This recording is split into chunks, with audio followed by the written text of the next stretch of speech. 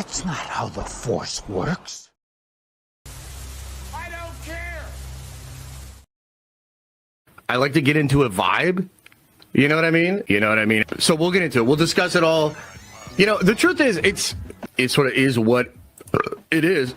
You know what I mean? You know what I mean? You know what I mean? But you know what I mean? Look, you know what I mean? Like, you know what I mean? Right? You know what I mean? That's all good. You know what I mean? Right? You know what I mean? You know what I mean? Totally understand it. Like, totally get it. You know what I mean? You know what I mean? And asking me questions and this, that, second, the third. Like, you know what I mean? You know what I mean? Frankly, I'm a big believer in, like, alchemy. You know what I mean? Sort of an esoteric, hippy-dippy kind of a guy, right? You know what I mean? You know what I mean? You know what I mean? And that's all. You know what I mean? But, yeah.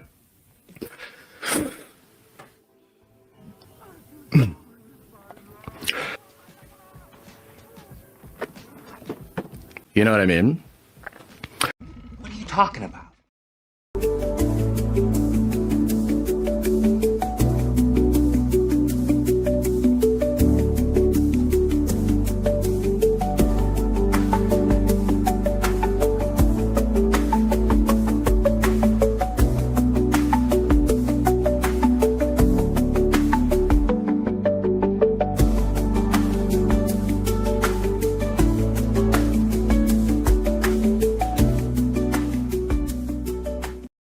G'day guys and welcome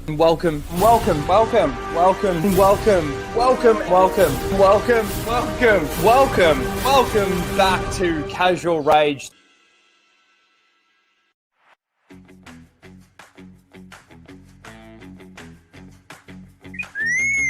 Prepare to start the show, R2.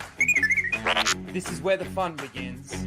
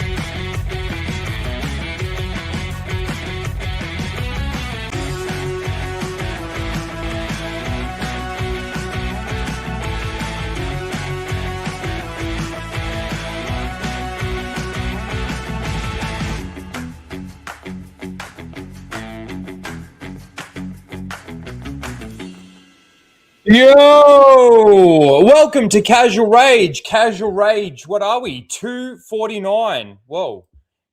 249, where we casually rage out about the topics of the week. And it's an unusual casual rage because we're streaming on a Wednesday.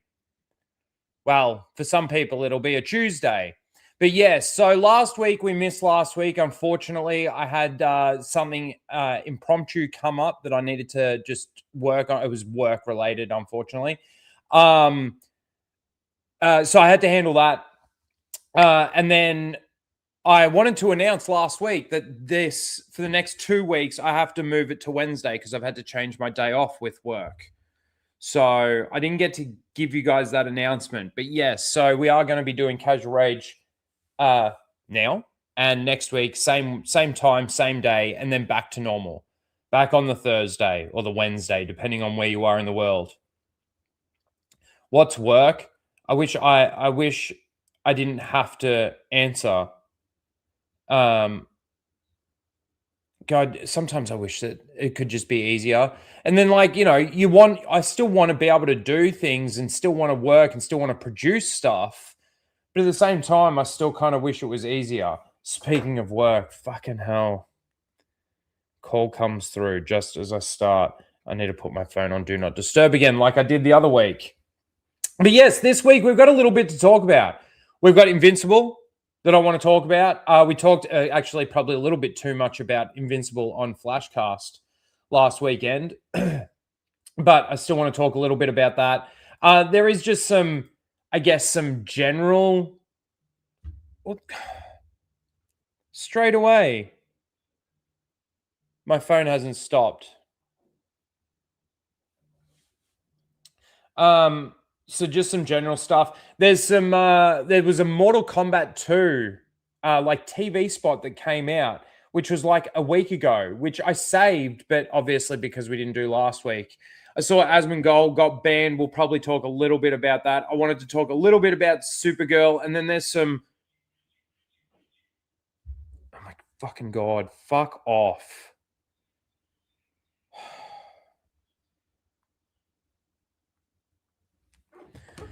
And then there's some Star Wars stuff, and obviously the Maul Shadow Lord. Now, I was thinking about doing reviews, like video reviews, and I don't know whether or not I'm actually going to, whether or not I'll just review them on stream. I was actually thinking about doing another stream. I know that I should be doing videos for the channel, but I just feel like streaming is just so much easier. So maybe I just start doing maybe just more streaming as opposed to more videos, perhaps. However, I'm kind of glad that I didn't. I looked at Anna. She did a Star Wars. Now she's got a great channel, 250 odd thousand subscribers. There it is. But let's just take a look and see how her video is performing. It's been out for 3 hours and she's got just over 1,100 views. For me, Star Wars is so dead. Like, the audience just isn't there anymore. People don't care anymore. They've had enough of the internal debates between fans because they've taken all the joy out of that. Because as soon as you start debating people, especially on Disney Star Wars, there's no compromise. Not like when, you used to maybe have those debates with your fans or, with other fans of that franchise in the past, where maybe you had a disagreement. But in the context of whatever you were talking about, you could both possibly be right. The fact that there were two people that could stand there and agree to disagree, but at the same time agree that they've both got some sort of premise to what the point is that they're making, that doesn't happen anymore. Because as soon as you start to ask questions of Disney Star Wars, or any franchise for that matter at this point in time, there aren't the answers, and it starts to fall over. The house of cards starts crumbling down a lot quicker these days than it ever used to within fan discussions or anything like that. And I find the reactions to this Maul Shadow Lord quite funny, because I don't think that there's people out there watching it. The only people that are going to watch this are perhaps content creators, yes, but just within the fan base, the only people that are going to watch it are the people that watched Clone Wars, Rebels. Like, even there are even Star Wars fans out there that never even watched any of the live action series that they've come out with. Obi-Wan, Book of Boba Fett, those shows. This is a limited audience that you're going for doing an animated series. Now, I just, again, the reactions that I've seen, we're back, baby. Fucking,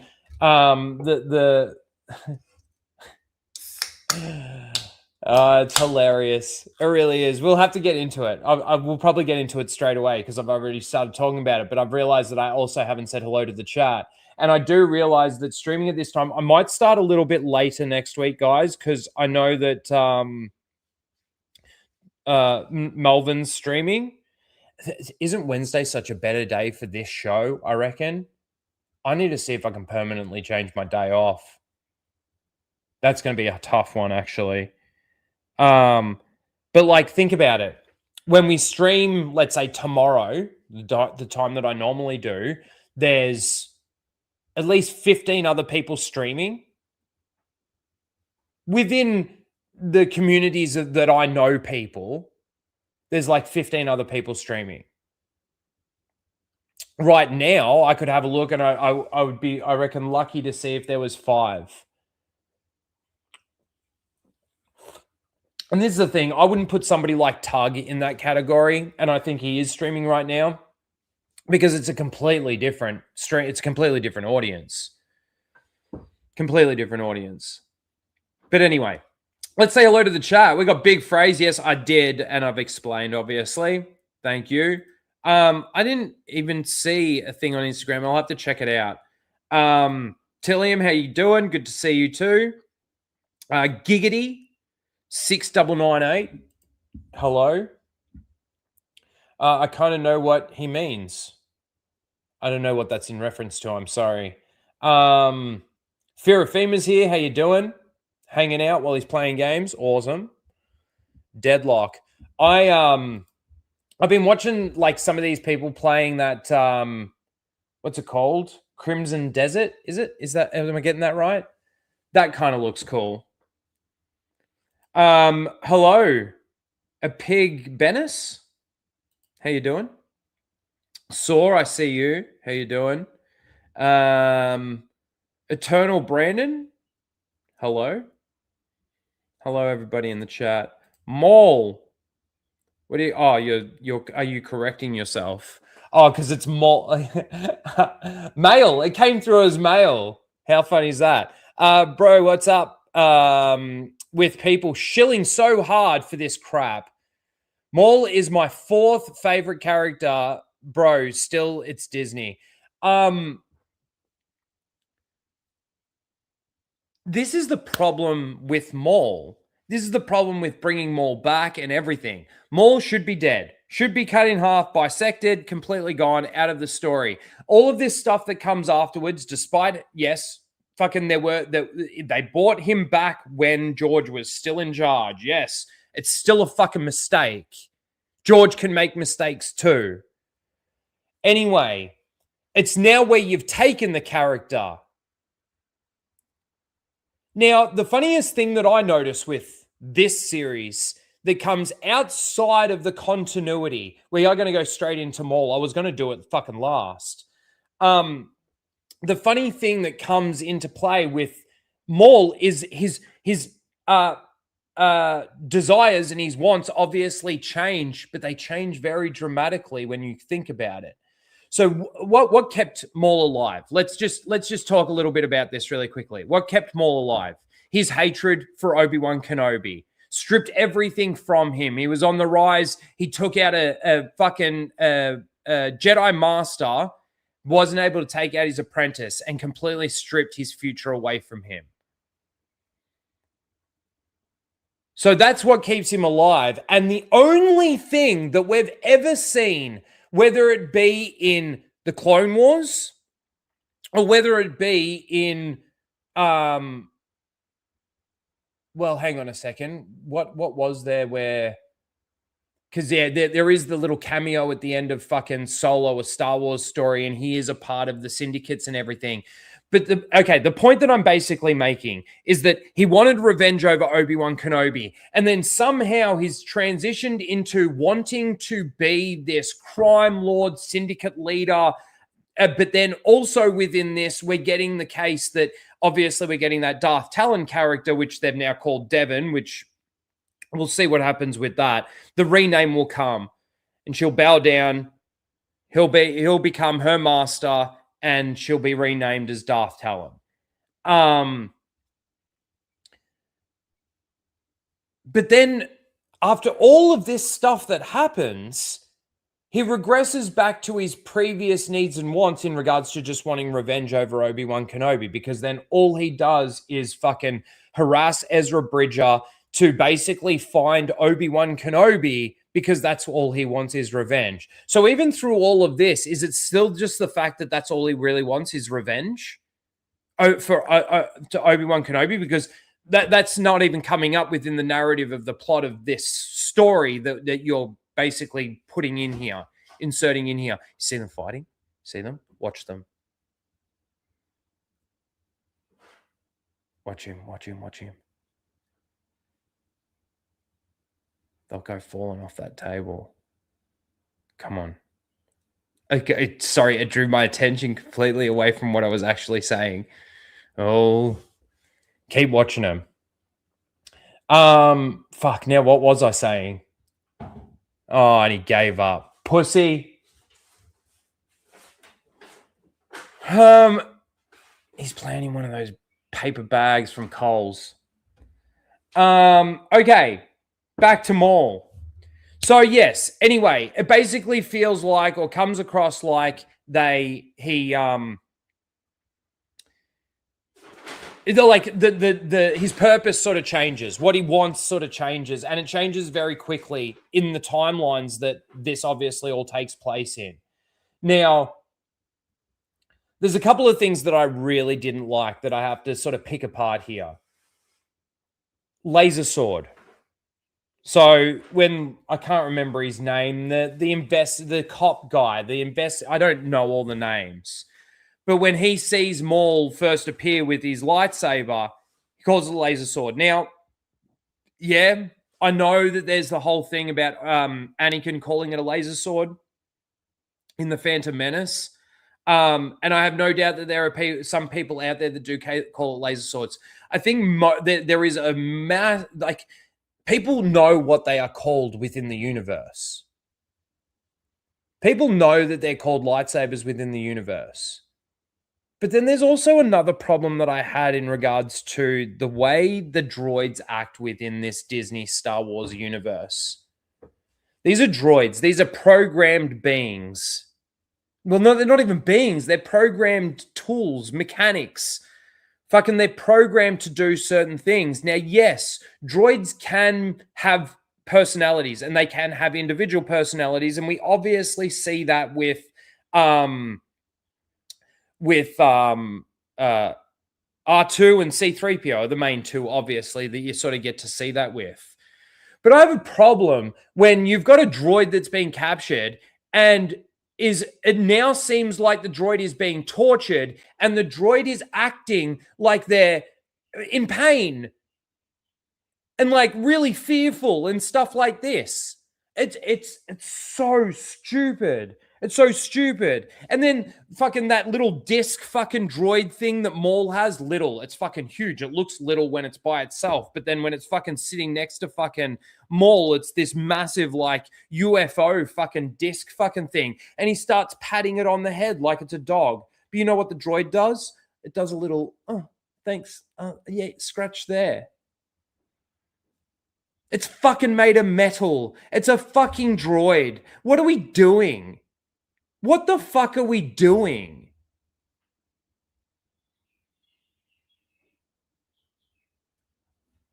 Like, again, this is a show that has Star Wars references in it.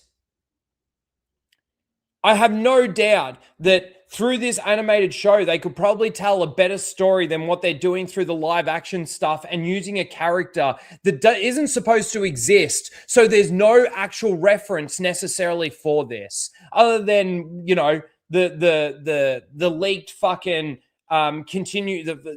sequels that fucking George wanted to tell and shit like that. But again, it's just hollow. It's hollow. I was sitting there and I'm like, okay, I got to watch this. Do I do my reviews or not?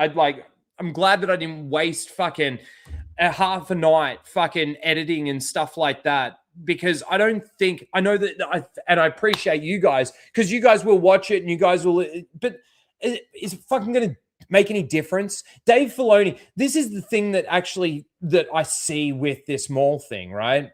And especially with the shill reactions to it. They're going to use this to say, we're back, baby. We've turned the corner. Kathleen Kennedy's gone. Dave Filoni's in. And look at what we're getting. Look at what we're getting. Now, again, all it is it's the same stuff that we've been getting with maybe a little tighter script, perhaps. We'll have to see where it goes. We're 2 episodes in. But it is a tighter script than some of the other fucking stories that we've seen that they've created. But they're going to use this to say, see, we've turned the corner. Look, fucking Mandalorian and Grogu's coming. That was Dave Filoni. That was Jon Favreau. That's going to be good. Let's go. Now, despite the fact that we know that it's probably not going to be good, they will still come out and say that it's amazing. It's the best Star Wars. We're back, baby. Even though we were back when Maul hit, even though we were back when Obi-Wan hit, even though we were back when fucking Book of Boba Fett hit. These people have been saying we're back at every fucking thing. This is peak at every fucking thing. That's why their words, their commentary on these things has no weight, has no relevance other than to Disney. Because Disney can use them. Disney can use those people to brainwash the other idiots out there into believing that this is what Star Wars is. And then using that as their platform for progression and inclusion and blah, blah, blah, blah, blah, blah, blah. Because Hollywood hasn't changed and Disney hasn't changed and Lucasfilm hasn't changed. This is still just Star Wars references, nostalgia bait in a show. That's what it was. And they still couldn't get the simplest things right. The things that people will say that I'm a nitpicker for. The calling the lightsaber a laser sword. The droid acting fearful and like they're in pain and injured and stuff like this. Now, yes, they were busted up. They got blasted. But the programming of the droid, that they don't feel that pain from that blaster shot. It's amazing that the blaster shots, in fact, were able to switch the droid off, shut the droid down, but then all it takes is flicking a switch on the back of the head to turn the droid back on again. How convenient. We'll shoot the droid, hit him 3 times in the chest, the droid will shut down, which gives us the ability to take him there. And instead of us actually having to repair the damage that we do, we'll just flick him back on again at the back of his head. What are we doing? This isn't Star Wars. I don't give a fuck what anyone says. And for Star Wars Theory to come out and say, I wasn't even going to pick on people. I wasn't even going to go this far, right? But for Star Wars Theory to come out and say, this is the most George Lucas fucking thing with... I'm sorry. You make me gag. You make me gag with that shit. This is so far removed from George Lucas's Star Wars, just like everything else that Disney has done, that I don't see how in your mind you can justify saying that in your head. What is the fucking... You know what? The funniest fucking thing is that a hallway lightsaber scene is now another Star Wars reference. It's now another seal clapping moment. It's amazing. It's amazing. They turn memes of stormtroopers not being able to hit a can in fucking season 1 of Mandalorian. Like the craziness is that they actually make these things canon and they actually bring these things in. And then this is what Star Wars is. It's a hallway scene. We got to get lightsabers. It's a non-fucking Jedi, just a hallway full of people with blasters that a Jedi can take down so easily. And we're supposed to be in shock and awe and amazement because he's doing flips and shit as he goes through there. And yes, it might be smooth in the swift motions that they're doing. It looks amazing. What are we doing? That's Star Wars now? Hallway lightsaber fights against people that don't stand a chance and we're supposed to sit there and fucking do this?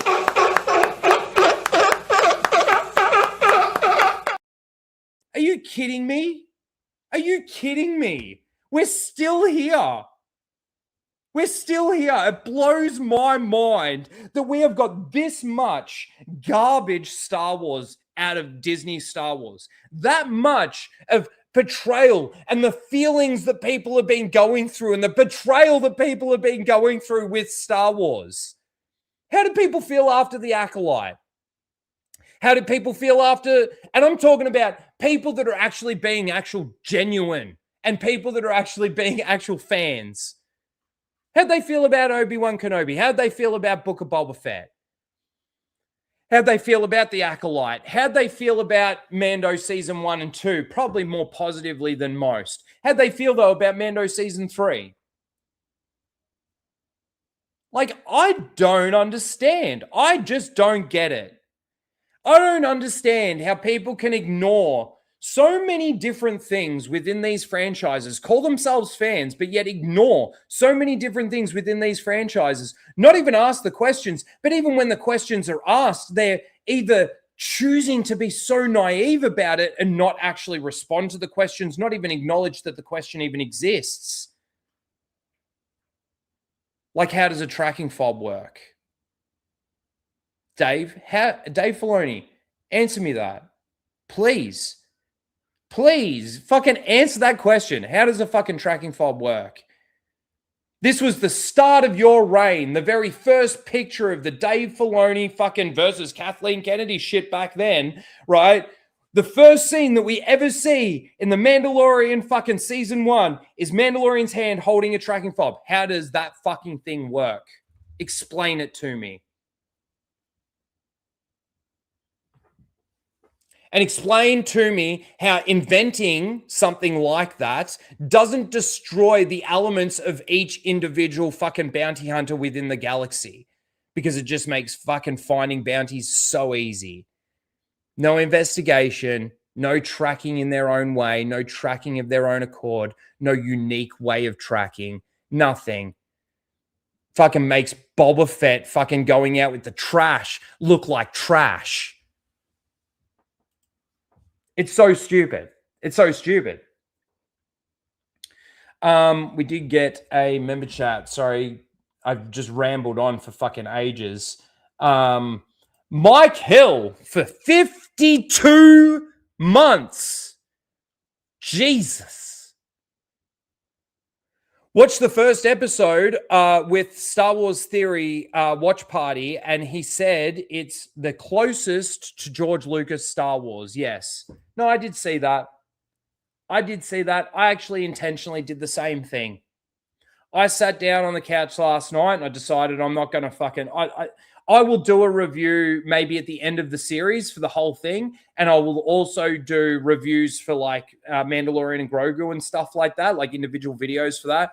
I'm not doing episode by episode with this or week by week because they're doing 2 episodes a week. But I did decide to sit down and I lined it up with where Theory was watching and stuff like that. It's the first time I've ever done anything like that because I wanted to see, because it did seem like he was being turned off Disney Star Wars. It did damage, like he had finally seen how much damage they'd actually been doing, or at least it seemed that way. But this is the thing with Theory, is he seems to hook me when he's fucking finally, it seems like he's finally starting to see the light. And then it fades away because you get kind of silly reactions to stuff like this. Saltysaurus Rex. Boo, Rhino, boo. I'm sorry. If like, this is the other thing too. If people are still out there holding any hope for Star Wars to sort of turn the corner, I'm curious. It definitely makes me very, very curious. So there's a couple of things in regards to Maul, and we will talk a little bit more about what we saw. What's cooking, homie? Not much, dude. I've just been fucking, daylight savings really fucking fucked me this year.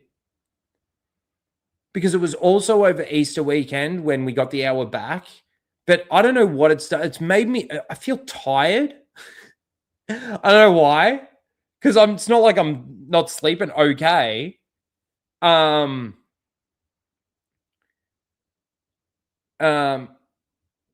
But yeah, like, I don't know. It kind of fucked me. It was over Easter weekend, had a couple of days off, then went to work, then had a day off, then went to work on the public holiday on the Monday. Fucking worked yesterday. I just feel like really out of it. It's a scam, bro. Saltysaurus Rex for $2 says, Mozza carbon tax We must stop him from farting. Yes, we must stop him from farting. But this is the funniest fart I've ever fucking witnessed. Oh, Mozza, read that. Mozza, don't let the American bitch. Did you just fart? Yes, I did. Tell you what to do. I think it's bedtime, Mozza. Question mark, question mark, question mark. I think it's bedtime for Mozza. That's the type of videos that we watch on fucking Happy Hump Day. I gotta pee. Oh my god. Thank you for the super chat. There was something that I had here. Hold on a second. All right, let me start from here. So I saw this, and I again, your word now means nothing. Fucking, oh, should I put my headphones in? I don't know. We'll reshare it if I have to. Mark Hamill, your word means nothing to anyone anymore, especially when it comes to Star Wars. I mean, it used to sort of mean something when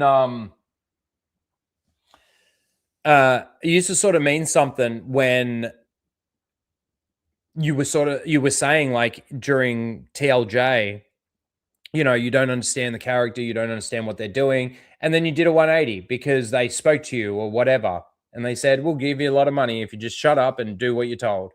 And now you've got TDS and you've become like worse. So nobody really actually fucking cares what you say. But apparently Mark Hamill says he can't think of better hands to lead Lucasfilm than Dave Filoni. George was a mentor to Dave.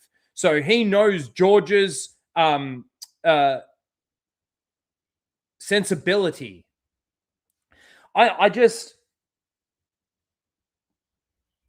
I think the evidence right now is very clear that Dave Filoni actually doesn't respect George Lucas's Star Wars.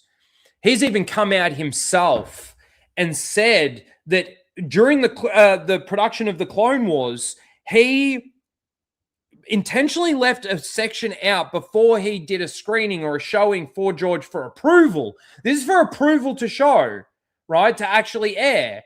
He gets the approval and then he inserts the thing that he took out because he knew that George wouldn't let it go through. He's admitted to doing that. And that was under George Lucas. Do you really think he is respecting George Lucas's fucking Star Wars? Really? Look at what he's given us. He was okay with The Acolyte. He thought it was great.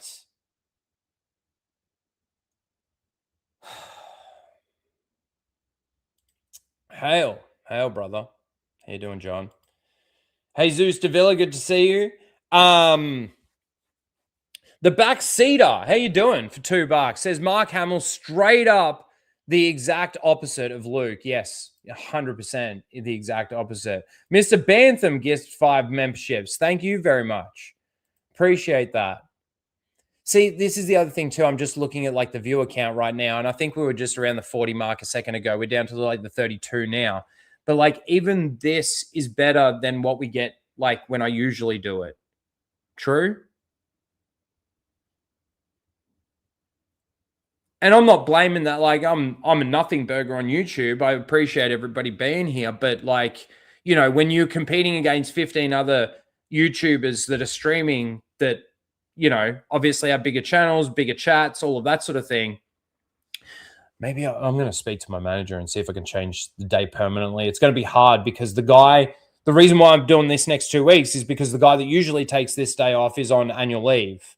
So I've had to just change my day off just so that it spreads the work out a bit. But then to try and change that and get him to he'll have to change his day off for me to do that. Anyway. Fucking won't go into that. Let's see. Where was I? So, yes, nobody gives a fuck what you have to say, Mark Hamill. No one.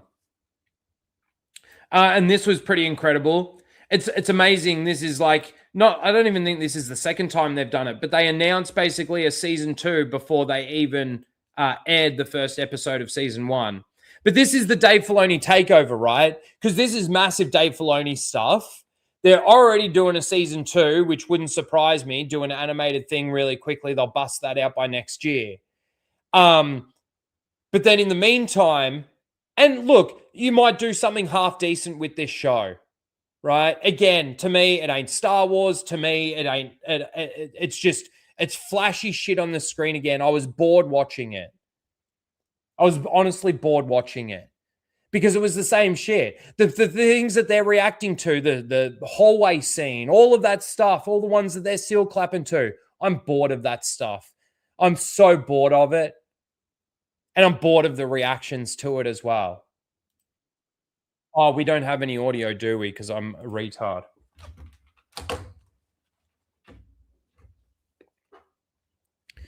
A retard.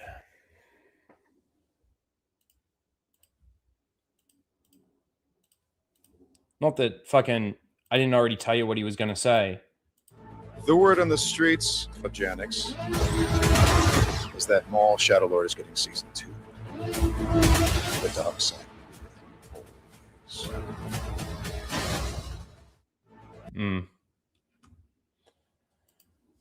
This is the thing about Sam Witwer too, is I do believe that he is knowledgeable when it comes to Star Wars. But, you know, when that knowledge and stuff like that starts getting twisted, you start to accept things that aren't actually right within the lore, within the canon, within the universe. Let's see. This, Dave Filoni. Dave Filoni says Maul Shadow Lord will bring some of George Lucas's. It's so funny that it's just George Lucas's original plans for Maul to live.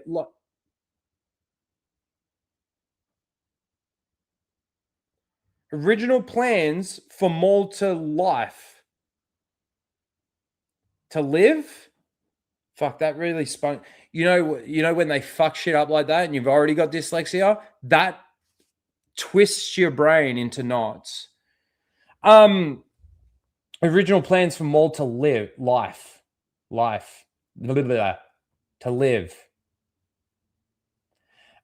George Lucas and I had some, again, fucking spin me out with this shit.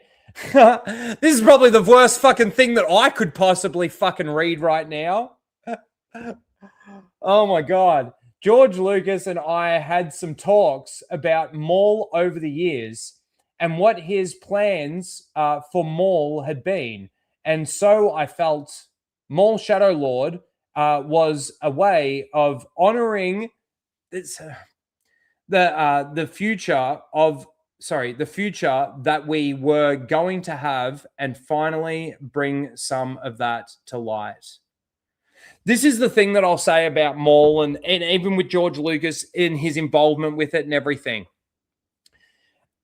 I feel like George got to a point, maybe, and I'm just speculating here, where he didn't know where, like, he really wanted any of the stories to go. And he started becoming the yes man. People were going to George with ideas, and he's like, yeah, that sounds all right. Yeah, that's good. We can... Sorry, I might sound like Kermit the Frog, not fucking George Lucas. But, you know, we can look into that. We can maybe do something with that, George. Yeah. Like, you know, fucking... Or, you know, even with Kathleen Kennedy and Kathleen Kennedy's reign, you know, I believe that she manipulated him to get that position to then do what she ended up doing. You know, because if George knew that that's what she was going to do you really think that George would have allowed her to take over if he really knew that? If he really knew what the result of hiring Dave Filoni was going to like eventuate to, I don't know even whether or not he would have actually ever employed Dave Filoni. Because, see, the craziest thing is that this Maul Shadow Lord show, the first 2 seasons that we've got, have so many simple mistakes, the nitpick mistakes, that it actually removes it outside of the Star Wars galaxy. With it outside of the Star Wars lore. Straight away, it stops becoming Star Wars. This is Disney Star Wars. It is a separate franchise. It is a separate thing. What else do I have in here? These were seals of the week. Oh, but one of them, which we will still do seal of the week. Look at this. I don't even know who this fucking person is. Luke Maul Shadow Lord is here. 2,500 fucking followers on Twitter. I don't know about what his thing is on YouTube or what the go is. Star Wars and Lucasfilm sent over this they've massive box in on. honor of Maul Shadow Lord releasing on Disney Plus yesterday. So let's open this thing up and see what's inside. All right, let's open this thing up. Oh my gosh, there's literal LEDs inside of it. Is that a lightsaber? It's literally got a lightsaber ignition too. Oh my goodness, this box is beautiful. Star Wars Maul Shadow Lord. I hear him wanted across the galaxy. I invite you to look more closely and see things from a new perspective. Join me on April 6th as I offer you an opportunity to see the galaxy for what That music in the background is probably going to get it hit, but anyway. it truly is during the 2-episode premiere of Star Wars Maul Shadow Lord, only on Disney Plus. Oh my goodness. Okay. Now, do you think that even if this guy didn't like it, I'm just throwing this out there. Even if this guy didn't like the 2-episode premiere of Maul Shadow Lord, what do you reckon he would say about it? I mean, he got a gift basket bigger than his fucking torso. Let's see what we got in here. We start off with this. What's this? This looks like an AirPod case. What do we got in this? I think I know what this is just from seeing what my mutuals. Oh my goodness. It's my own Maul Shadow Lord tea set, so I can literally make my own tea. Look, they send you a tea.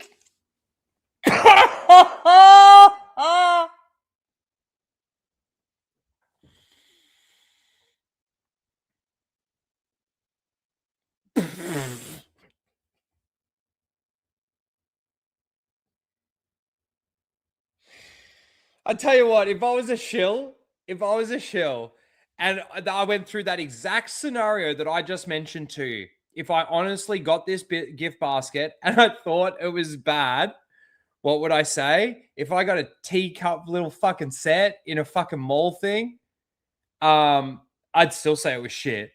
Despite, oh my God. Are you going to sit down and drink some tea now with your mall tea set? Is that supposed to be like a Ronin thing? Are we bringing like full on Japanese fucking culture? Yeah, there was inspiration from samurai films.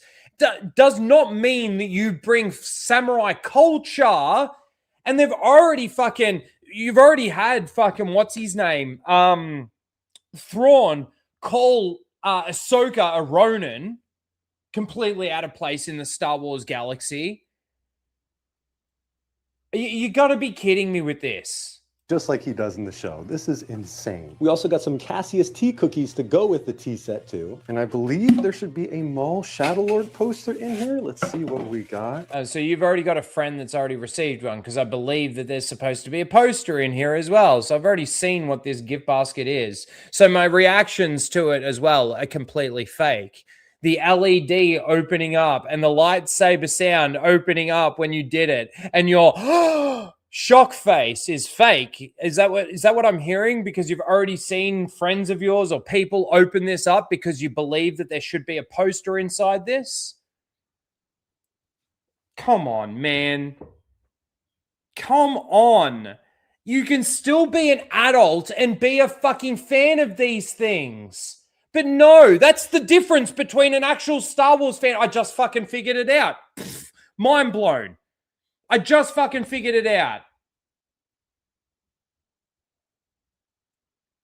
A real Star Wars fan can still be an adult and still have discussions and possible arguments about certain lore elements or whatever the case may be, but still fucking, agree to disagree, go to different directions, blah, blah, blah, blah. The children, though, the children of the Disney Star Wars fans, Ones that don't give a fuck, they don't give a fuck. Because if they gave a fuck, then they'd give a fuck about the same things that actual Star Wars fans give a fuck about. God. It's fake reactions. Fake fucking reactions. I hate it. I will intentionally not watch like a trailer for 3 days so I can do a blind reaction with my chat.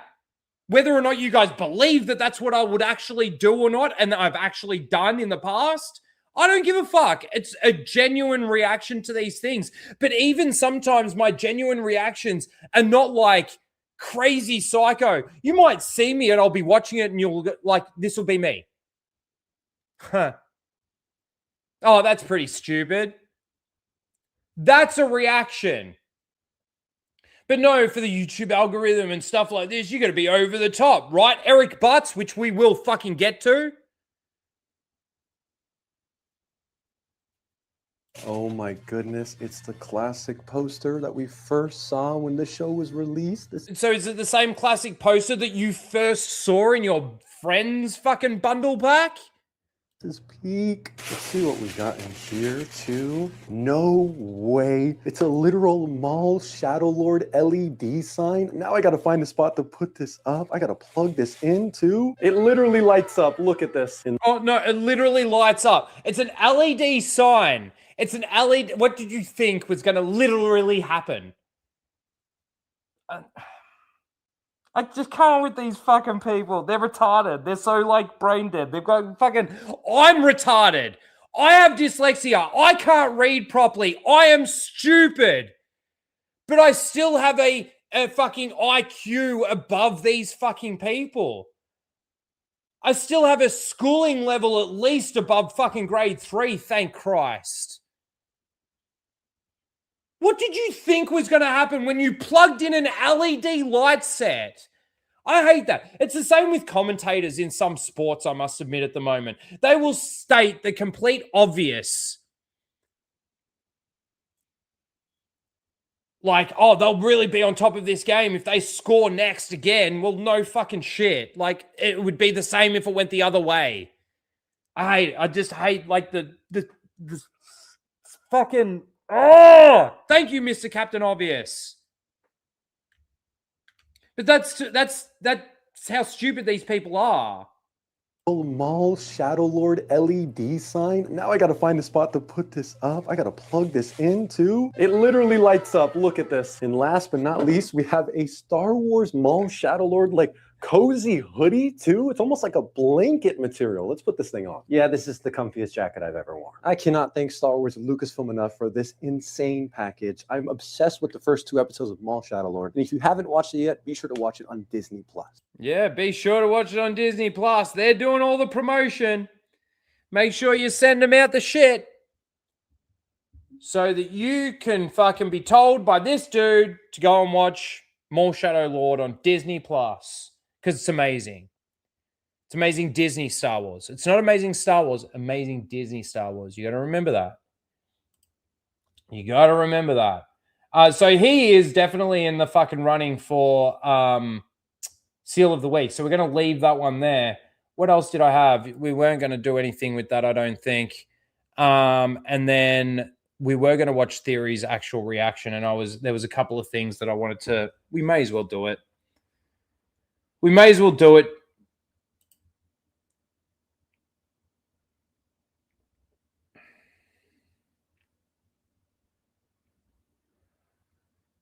I have watched it. Jules, I have watched it. And as I sort of mentioned earlier, it isn't... It once again is just... I actually think, just thinking about it, sorry, I just had something come to me. This is really what the Mandalorian should have been. Because remember, it was always talked about that they were going to, it's not amazing, by the way. It was always going to be the underworld and blah, blah, blah, blah, blah in the Mandalorian and just, bounty hunting and shit like that. Now, you could say that this has elements of that, but this tells a more narrow-minded story than just broadly the underworld. This is the underworld, but it would seem that the Shadow Collective, which is the collective of underworld syndicates that fucking Maul basically owns. So it's like a kingdom sort of thing in the underworld. So Maul was the head of the Shadow Collective, but that had the Pikes, it had the fucking I don't even know all the names of the fucking syndicates off the top of my head. I can't even think of them right now. I'm blanking completely. Shadow Sun. What the fuck? No. What's it fucking called? The one that's in the fucking Solo fucking show. I don't fucking care. All the syndicates. And they were basically under him. Black Sun, thank you. But it would seem like they portrayed him. Now, I know that there was a little bit of a betrayal somewhere in the season 7 of Clone Wars, if I'm not mistaken. But I don't care enough to even go back and even see what it really was where the betrayal actually was. So he's now going after those syndicate leaders that did betray him. In the process of doing that, he basically finds Maul. He finds Xana. Hey, fucking retarded Talon. Basically finds Talon, which is called Devon right now, which is an ex-Jedi survivor, Padawan, who just happens to get locked up, and the master is that's a whole nother story. I don't even know where that is. It's again more survivors. Now, I thought that this was on Coruscant. I could be wrong. I don't know. Did I miss something? Did this take place on Coruscant or not?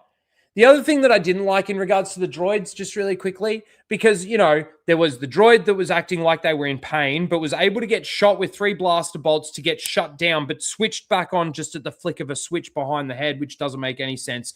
You had the droid that Maul was scratching on the head that had the little tilt, like he was, getting the good spot. Itch that good spot on my metal fucking head, and I'm programmed to act like a dog. Okay, cool.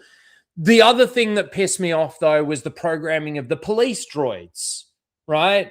Now, once Maul is identified to be there, it's classified and must be reported to the Empire straight away. Now, the droids are apparently programmed, obviously, just to follow his orders, but not to follow protocol. Because they do what he says and they don't notify the Empire. Now, yes, you could say similar things about C-3PO. But I got to say, C-3PO is a very unique droid because he is one of one. He's the only one, really, that's one of one. And you do have other protocol droids that look exactly the same as C-3PO. But C-3PO is one of one. Now, yes, you can have droids that have been programmed by their masters to do certain things. Like, Maul actually programmed that UFO droid to act like a dog when he scratches it on the head. Give the little tilt of the head, get the good spot. So, yes, we could argue in your headcanon, say that Maul programmed. Why would he fucking bother? Why would he program it like that? Oh, no, he got it. It was already programmed like that. Okay. And he just happened to come across it. And he just happens to scratch a droid on the head. I'm sorry. It's so stupid. It's so stupid. And people will sit there and go, oh, I like that little thing. That ain't Star Wars. That is not Star Wars. I'm sorry. It's not.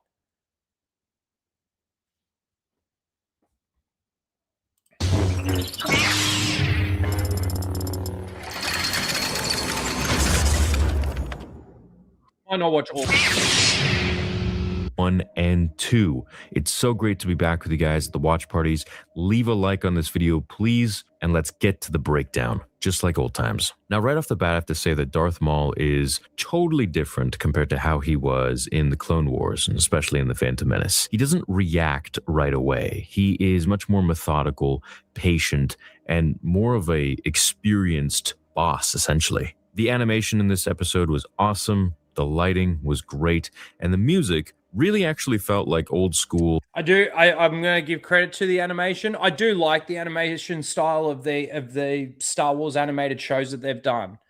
That's not me saying it's fucking good. It's just the animation style I like.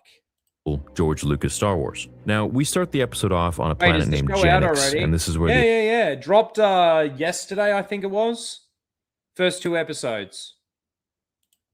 The Empire hasn't fully locked it down just yet, and criminal networks can still exist Did he tell us where we were? Sorry, I stopped listening there for a second. School George Lucas Star Wars. Now, we start the episode off on a planet named Janix, and this is where so it's not obviously Coruscant. Empire hasn't fully locked it down just yet, and criminal networks can still exist without immediate... Now, this is the other thing too, like they're stealing credits.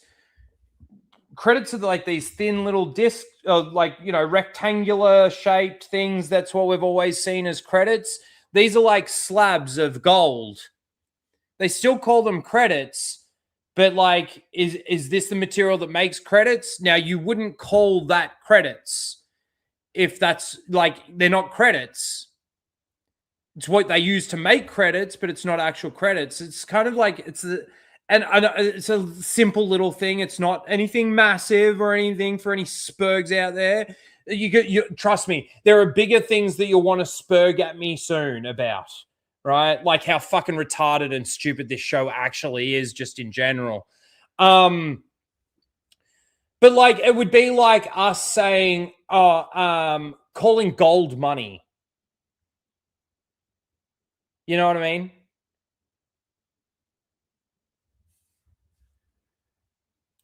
Imperial interference. This is where Maul can start to rebuild power quietly in the shadows. This planet is a temporary vacuum of power as I saw it, and Maul is stepping into it before the Empire actually takes it entirely. Now, this is hearkening to George Lucas's sequel trilogy, where Maul and all of these events happen after Return of the Jedi.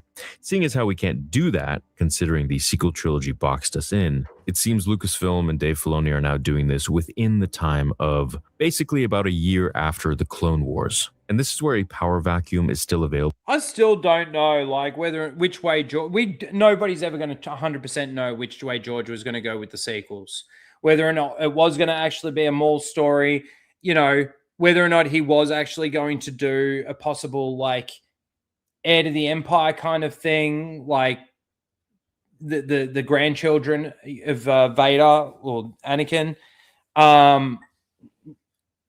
Yes, there are scripts out there. There are leaked scripts out there. There are things that have been announced that were going to be being done. And, like, nobody's ever going to 100% know. I just don't like the idea of Maul being alive. It's kind of like, it's actually the same thing for Ahsoka now at this point in time. Like, both of these characters have died or should be dead so many fucking times that it's actually made me get to a point where I actually don't care and I really don't want to see them.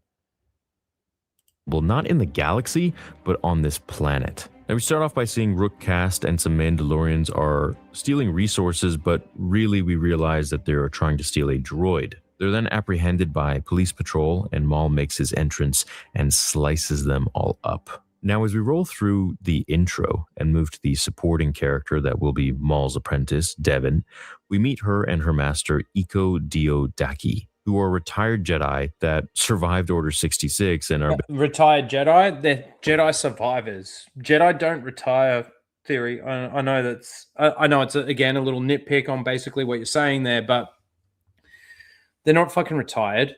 Yeah, they're not fucking... They're not able to blatantly show their powers or have their abilities or really use it to their advantage at this point in time. We're only 2 years out from the Revenge of the Sith, but...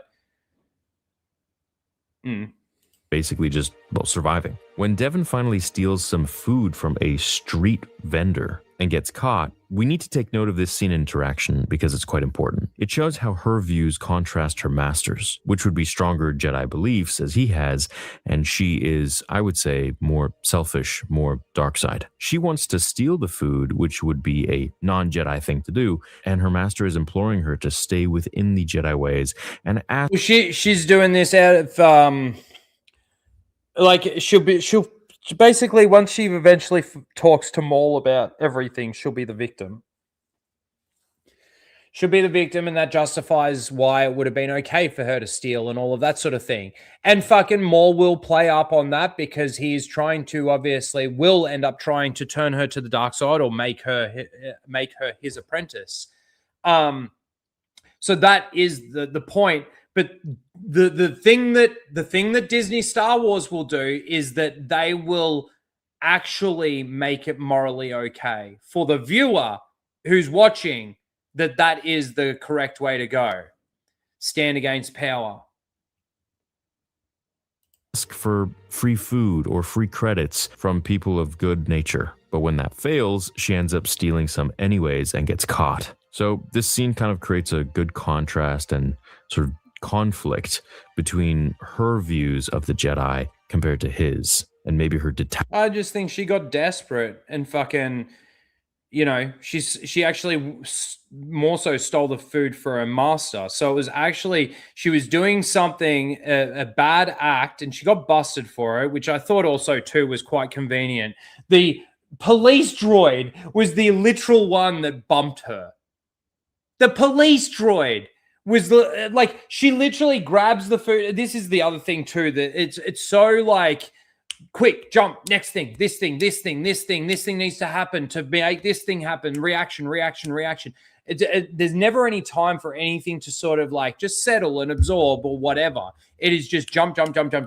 So she literally grabs the food, she steals, she turns, I reckon she takes maybe one step, and the security fucking police droid literally out of nowhere, because I don't think that, if I went back and had a look, I don't think that police droid was actually even in any of the shots. So literally like appears out of nowhere, bumps into her, she drops all the fucking food that she stole.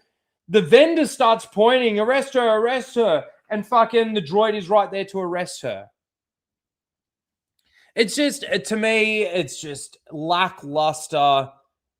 Like, there's no meaning, there's no depth behind anything. It's just, this has to happen. That's really what it is. It's just, this has to happen. Attachment from that, ready to perhaps go under Maul's wing. Now, the next scene is where we meet Captain Lawson. He is a detective or a lawman of some sorts. Oh, and this droid is named Two Boots. Its name is literally Two Boots. Two Boots.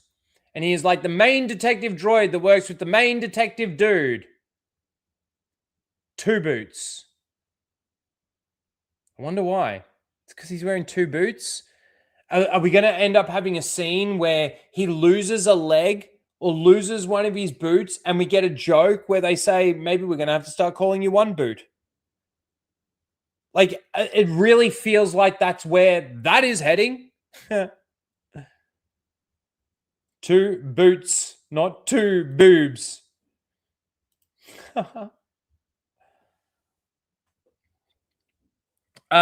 Fear of Fema for $5 says last really good Star Wars move was Empire. Lucas prequels tainted it before Disney killed it. Yeah, so I know that there's people out there. I disagree. I do. I like. Don't get me wrong. There are parts of the prequels that are bad, and like really bad. But I think all in all, I'm okay with everything. And I don't think it completely killed it. Not like Disney Star Wars did. Not like Disney Star Wars did. Ewoks are gay. Yeah. Well, that was a bad decision now, wasn't it? How you doing, dog? Good to see. Oh, shit. I nearly deleted the comment. How you doing, Prime David? Good to see you. Let's continue with Two Boots. Observing the destruction left behind Maul and his team, he finds it very dangerous, the fact that someone wanted to rob Demas, so whoever it is... Now, also, too, let me ask this question. Yes, it's on a completely other planet. He recognizes... He's the top prime detective on this planet, police guy, right? Do you reckon that he would know the true name of a lightsaber? He recognizes a laser sword when he sees one, and he calls it a laser sword when he sees it. He knows the relevance of who or what carries a laser sword, at least to the point that he knows that Jedi carry laser swords, and he still calls it a laser sword. I don't understand.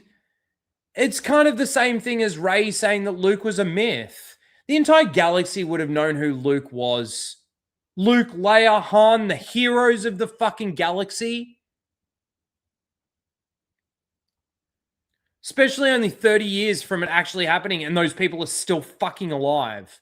But it's the same thing with a laser sword. I don't know what it is about fucking Disney Star Wars. Let these people call it what it is. They know what the fuck it is.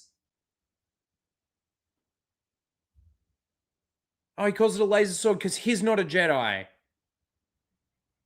Clearly is someone of power as well. Now, Dima thinks that it's his rival Vario, and Maul is banking on this. No pun intended. He is playing to set them up against each other, to essentially wipe each other out. We can see that Maul is extremely experienced and much more wise than he was in the Phantom Menace or the Clone Wars, where he was very hasty and would probably just go in himself to kill everyone, whereas now he's being more methodical and letting the trash take itself out. Hitting his enemies against each other, framing them, such as a scene a little bit further down where he uses the Force to distract the Jedi by breaking a bridge, because he knows all too well that if the Jedi had come between fighting a Sith or saving random civilians, they will choose on saving the civilians, and that's... But this is also this Jedi revealing himself to a possible police report, blah, blah, blah, blah, blah, blah, blah, blah, blah. Allowing Maul to get away. Now, this happens in the second episode. In the next scene, Rookcast goes up to Darth Maul and she inquires about his vision. He confirms that indeed he is having more visions the closer he gets to this Force-sensitive being that he's been sensing. And of course, that is Devin, who is supposed to be a play on Darth Talon. Rookcast makes a good point. A play on Darth Talon. So here we are bastardizing the story again. I mean, even if, let's say, George wanted to do that Maul story and Darth Talon's story, and this is their way of doing it because they couldn't do it because the sequels put them in a box, but now we're going to change the story completely. It's still not that story, is it? This is trying to find a way to patch the hole or patch things up that don't even really need to be patched, but also I can't get out of my head. I can't get out of my head how removed from the Star Wars lore and canon this is. I just can't. And so many little things within those elements that just pile on top of each other within this show for me to come to that conclusion. I'll have people, if anybody rewatches through this, I'm going to have people in the comments fucking, what are you talking about? Dude. Of asking why Maul is so focused on low-level crime syndicates. And he confirms it's because the Empire has risen in power, and all of those beneath the Empire have benefited from Maul's downfall. And so he's essentially going through the hierarchy, going through the ranks of power, and eliminating everyone. That's a shot of the droid there. So that's the blaster shot that blew out the fucking droid's chest that shut the droid down. It turned it off. But then when they switched him back on, it was just a switch at the back of the head. Now, look, you could argue, yeah, fucking C-3PO was basically ahead when, you know, Chewie turned him back on again and then like, oh, blah, blah, blah, blah. But he was all fucked up still. And then even when he put him on and fucking had him backwards on his back, at least he was still plugged into maybe some possible other power supply. Like, I don't exactly know how the droids work, but the fact that they had to blow him in the chest. Oh, look out.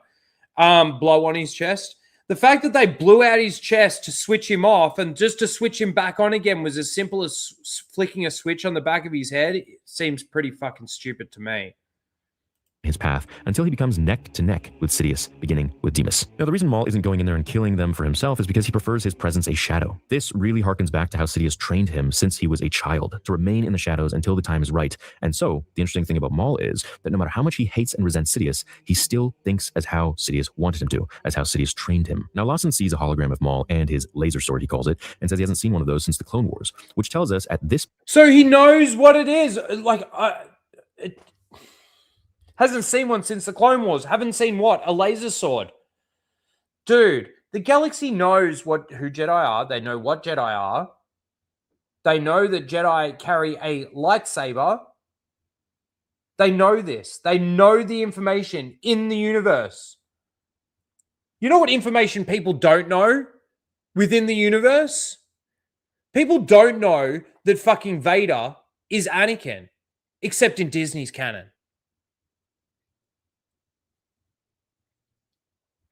Even Thrawn is never explicitly told that Vader is fucking Anakin. Sorry, Tarkin. Tarkin is never officially told that Vader is Anakin. He suspects it. He certainly suspects it. But he's never actually been told it. You know the only people in actual canon that know that Vader is Anakin is Obi-Wan, Yoda, to some degree fucking Bail, but Bail Organa actually still is uncertain. He gets to a point where he is like pretty much 100% certain that it, but he's uncertain to begin with because he was told by Obi-Wan that he killed Anakin. But he knew that fucking, you know, because of everything that happened, he knew. And the only other two people is fucking Palpatine and Vader himself. They're the only people. And then later down the track, obviously Luke, and then Luke tells Leia, and blah, blah, blah, blah, blah. It goes on, right? But in Disney's canon, Reva knows. Fucking, who knows how she knows? Reva knows. She ends up being the one that tells fucking Obi-Wan. Instead of Obi-Wan just being in a bar, seeing a report about Vader fucking killing some Jedi on Kashyyyk, right? And him going into this frantic shit. I thought he was dead. This is a year after I fucking killed him. He's still out there? Instead of that being how he finds out and that being his reaction, Reva just tells him. Everybody now knows that fucking Anakin is Vader. You know why everybody in universe knows that Anakin is Vader? Because they've watched Star Wars. Obviously. It's the same thing with this. You haven't seen one since the Clone Wars. Well, call it what it is because you clearly know what it is. You know what a Jedi is. You don't call him a wizard. Oh, he's a wizard. He's got magical powers. You call him a Jedi because that's what it is. And you know what it is. And you know in universe what it is. In the entire time you've been alive and knowing what Jedi are since the Clone Wars and everything, you never thought to ask, oh, what is that laser sword that they carry called? Point, the galaxy knows that the Jedi are quite extinct, and so the idea of seeing a Force user or someone with a lightsaber is something of the past. I'd say the theme of the first... Sorry. What did you just say? Extinct, and says he hasn't seen one of those since the Clone Wars, which tells us at this point the galaxy knows that the Jedi are quite extinct, and so the idea of seeing a Force user or someone with a lightsaber is something of the past. I'd say the... I would argue the extinction of the Jedi at this point in time in Disney's Star Wars. I mean, fuck, this dude's reaction to seeing the Jedi Master hold up the bridge didn't seem shocking to me. He didn't seem super shocked by the fact that this Jedi Master was holding up a bridge and letting him go, even though him in universe should know that these Jedi are traitors to the galaxy. Maybe now he should be calling the Empire. He's got one bad guy out there with a laser sword that's fucking chopping up his fucking docks and shit like that and causing havoc in his city. He's just come across him again, but also, too, at the same time, there's a Jedi Master holding up a bridge 2 years after Revenge of the Sith. Theme of the first 2 episodes here is, and this is literally his reaction. I think this is the actual scene. That Lawson is being asked by the droids to inform the Empire of Maul arriving. And Lawson doesn't want to do that just yet. And we can kind of get the gist of it that if he does, things might get even... Honestly, this Maul Shadow Lord series is just the same shit. It's just jangling keys, cameos, nostalgia bait, wrapped up in a tighter story than we've seen in some other things. It's still got a lot to reveal, and whether or not it will reveal that and how much damage will it do on the way to revealing that. The story in isolation seems fine.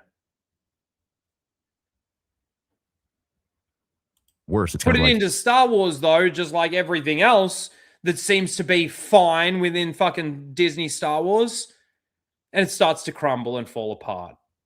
2 terrible scenarios for them, because then once they do, the Empire will just fully seize the planet under their own. But we do know eventually the Empire will be informed, which is when Marok and the Inquisitor come into play to defeat Maul, and Maul is probably going to discard of both of them, and then Darth Vader is summoned. Now, Demas and Vario have a meeting. Dude, this show is going to lead up to Vader and a Maul face-off.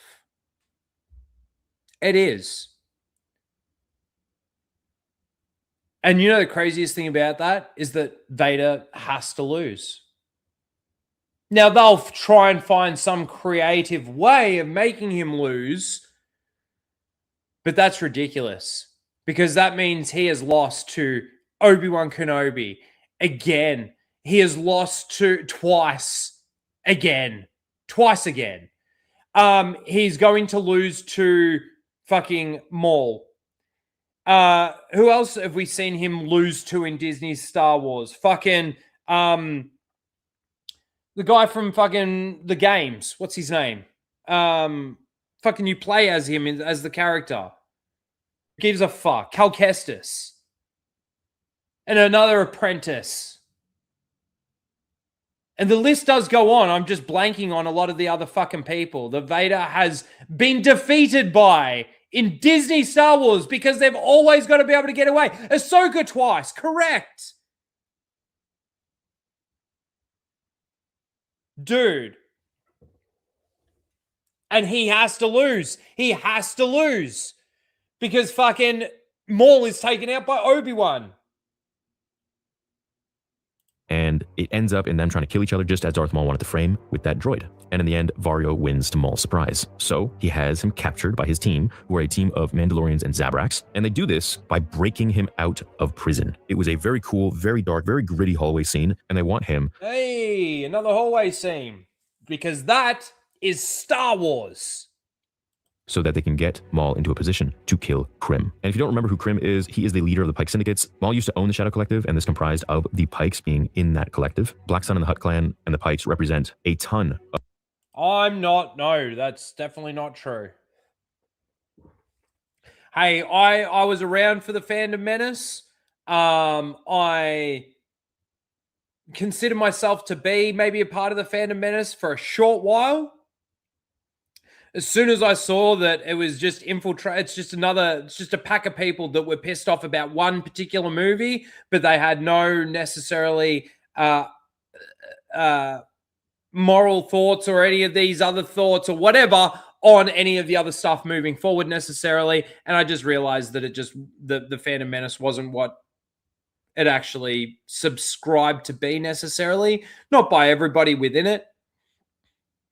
But I am definitely no part of the Phantom Menace and haven't been for longer than a lot. It does feel like fucking forever ago, doesn't it? Of power in the galaxy, and unclaimed power too, with a lot of control and fear. Overall, I really enjoyed the first episode. I thought it was quite fast-paced. I liked how we were getting a different side of Maul, something that's a little bit more patient and highly intellectual, as he always was, but I felt like his brute nature always kind of got in the way. I thought this episode was great. I hope you enjoyed it too. Let me know what you think in the comments below. In episode 2 of Darth Maul Shadow Lord, it takes a bit of a different turn than the first one, which really set up how Maul was trying to find the apprentice that he's been looking for, as well as eliminating different syndicates. This one really picked right up where we left off with episode 1, where they're now escaping prison then being followed by the authorities as they all race through the city streets, eventually being halted by Devon's Jedi Master, who uses the Force to stop all of the cars from racing down the street. This causes Maul to come out of the ship, and we know a massive fight is about to ensue. But it actually didn't. This part was really cool for me because the old Maul would have fought the Jedi, whereas this Maul, who is more calculated and smart, doesn't waste time and doesn't have as much to prove if his end goal is on the line. I agree with him on this one point. It was a very smart move from Maul in what he did, which is not the rageful Maul that we know. Like, it's exactly like you're saying. The old Maul that we used to know would just go back in and, you know, not really strategize, just fucking go for it. Try and kill this Jedi Master. But instead, he knows the Jedi well enough that he actually puts other people at risk that the Jedi can no longer keep pursuing him, needs to stop and help. Meaning he has checked his ego, which is a very hard thing to do for Maul. So as Maul is staring at the Jedi Master, he notices that a bridge is overhead, and he just breaks the cables so the bridge... I gotta say, I'm saying this in the same breath, essentially, as saying that Maul shouldn't even exist right now. You know what I mean? And that's what makes even just watching it sort of difficult, to be honest with you, because I'm sitting here going, okay, yeah, you're telling a tighter story than you've told in a lot of the other shit that you've done. And there's still a lot more to be revealed, a lot more answers to come out, and we still actually don't know the exact story, right? Which isn't necessarily great in itself, but I don't know, it's just still really, really fucking shallow. Starts to collapse, and civilians are screaming for help. He knows the Jedi will not go ahead and fight him as random innocents are dying, so he confirms Maul's suspicion, turns, and tries to lift the entire bridge until he finally disappears from the scene. The next day, Lawson is looking over all of the damage. That was the other thing too. Like, Lawson comes next to him. I think they have a little exchange or something. Lawson looks back up, looks back down, and the Jedi Master's disappeared. Sorry, I swallowed before. And it went down the wrong way. That sounded really bad. So yeah, he like the Jedi Master just literally disappeared out of the shot. And it's like, I kind of think to myself as well with that, yeah, Jedi can move really quick. You know, Yoda is one where he's got the walking stick and then he starts doing backflips and fucking in a saber fight and all of that kind of shit. So yeah, that there's the possibility that Jedi Master used the Force to run away really quickly, zoom away. But I don't know, we don't even really get to see it. It's just the Jedi disappears. I don't think I can smoke any more of that because I got this now tickle in my throat.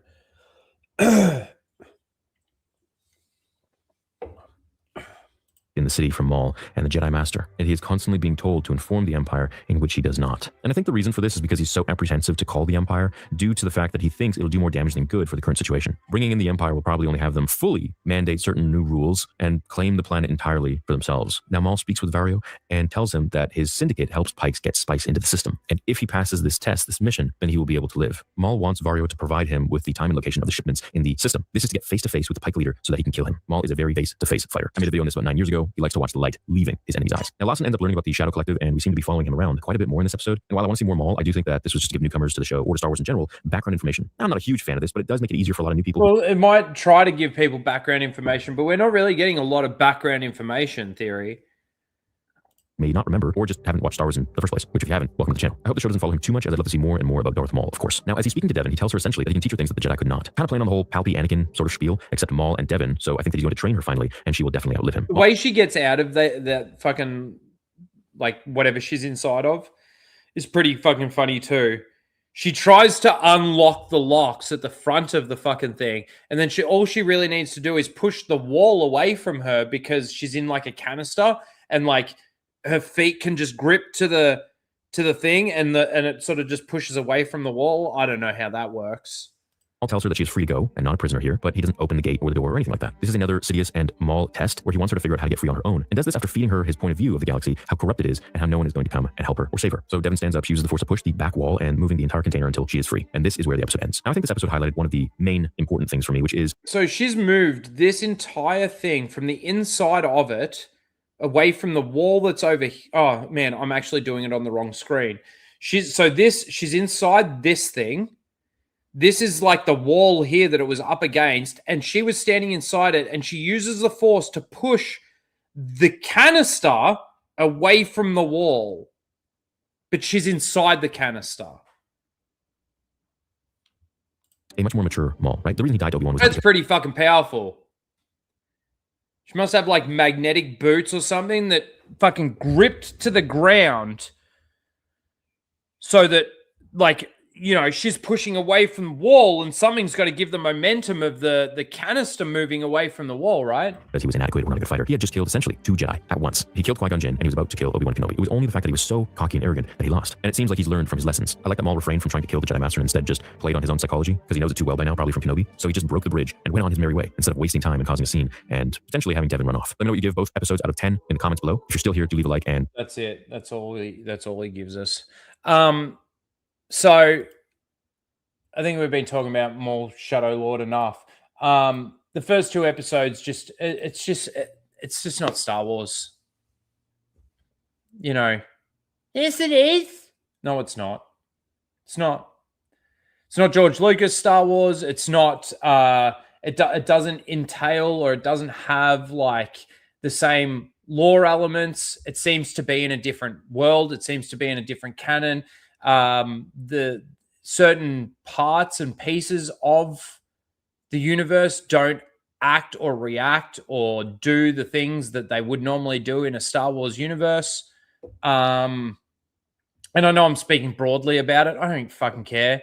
Be specific. I have been for years. I've been very specific for years. And no one fucking cares. No one cares. And it's now gotten to the point where none of the people that did actually care about Star Wars now don't care. So we'll continue watching and we'll continue reacting, and I'll continue pointing out where they fall short, because they are going to fall short. Dave Filoni has proven that they're going to fall short. I think we're done with that stuff. Make sure we keep that, because that's for seal of the week. Let me get rid of that one, and that one, and that one. So before we go into just a couple of other things, let me so apparently I saw this. I don't know. It's not Babylon B or whatever it is. No, it's none of those. Over 145,000 fans are calling for Leia to become an official Disney princess. Fucking do it.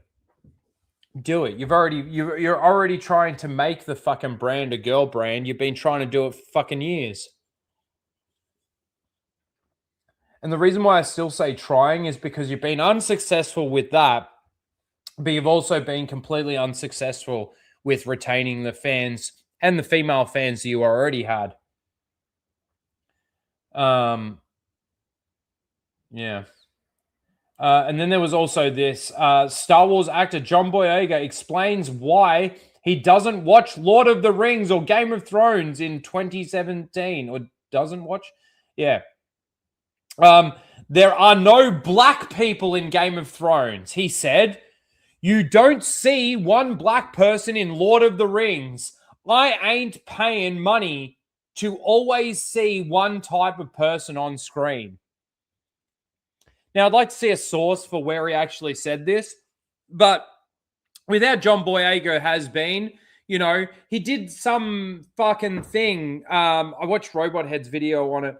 He did some fucking thing where it was like an Eddie Murphy thing or a Denzel like documentary, and it was talking about the progression and stuff but he was the only one talking like negative about it, whereas all the other black actors and everything that were being interviewed for this doco or whatever were, you know, speaking highly about the progression and how like Eddie Murphy was the one that helped with that progression and everything like this. And then, you know, he goes on to talk about how, you know, they just sprinkled in some cookie chips, and that's what we are, into the cookie dough.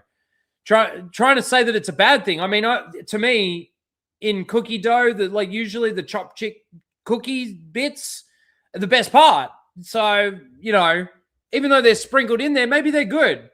Like your Lando Calrissians. But yeah, so like he has gone off the reservation, man. He's gone off the rails with it. And it's funny because with some things, it kind of sometimes does feel like we're reverting away from the wokeness. Sometimes it feels like we have maybe turned a little bit of a corner, and then obviously things come back with a vengeance, and it doesn't seem like that anymore. I know I've been going through experiences like that, at least in the last probably 12 months or so, with a lot of the entertainment and stuff that we've been getting. But then you still get fucktards like this that say such stupid shit. Such stupid shit. So what? You didn't watch Game of Thrones and you didn't watch Lord of the Rings because there's not enough black people in them and you can't see yourself on screen? When Lord of the Rings was released, how did you know that there wasn't any black people in it? When Game of Thrones was released, how did you know that there wasn't any black people in it? Like, yeah, okay, you can go to the cast and you can have a look, but you're not going to do that. Oh, this fucking Tolkien fucking work's coming out. We're getting fucking a trilogy of Lord of the Rings movies. Oh, hang on. Before I sit down and watch this fucking fantasy fucking show, movies, let me check the cast and see if there's any fucking people that look like me. No, I'm not going to watch it. Nobody fucking does that. Nobody does that.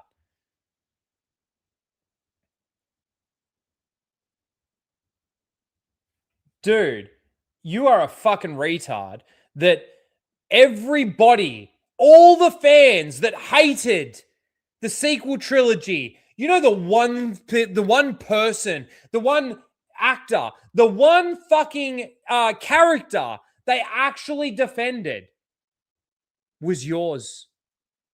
No, it was two. But I think they more did the fucking Adam Driver, his performance was holding sort of things up. I still disagree. I think his performance was horrible. But, you know, they defended you the most. They said, oh, a stormtrooper turning to a Jedi. That's intriguing. That's interesting. Breaking the mold, breaking through the shackles of the Empire or the First Order or whatever it is at the time to become a Jedi. That's an interesting story. It's what we got through the trailer of the original fucking The Force Awakens. It seemed like that by the end of The Force Awakens, that was sort of where we were possibly heading. He had some Force sensitivity to him. He held his own for a little while. You look back on that now and you go, you shouldn't even be able to hold your own for a second, to be honest with you. Kylo Ren should have just gone, done. But we give you the benefit of the doubt, don't we? Especially early days back then. And then they made you a janitor, which everybody was like, what the fuck are you talking about? What the fuck are you doing? And that's in the same fucking movie, mind you.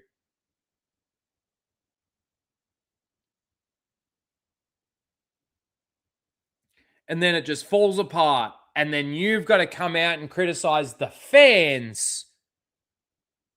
So I'm just curious, John Boyega, the millions upon millions of Lord of the Rings fans out there, how do you feel about them?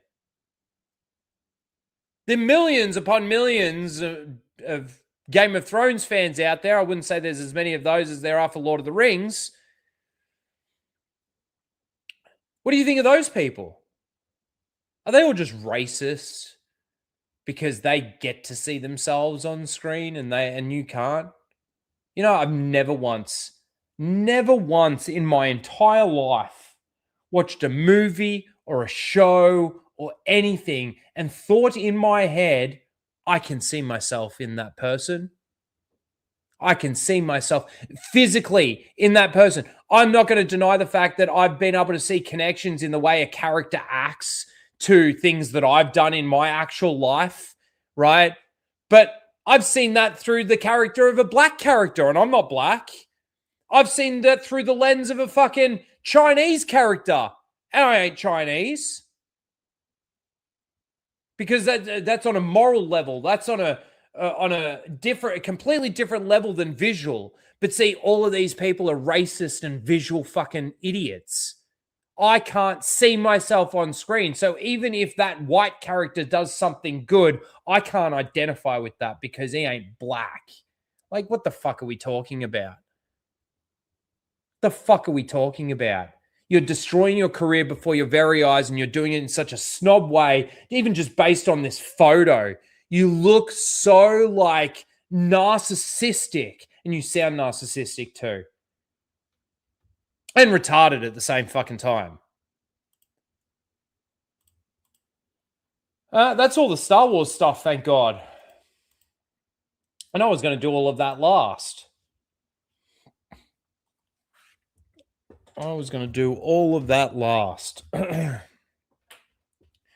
So, Invincible. Invincible Season 4. I am very disappointed. And I've enjoyed a lot of it. But I am very disappointed. You know, when they race swapped Amanda, I had no idea.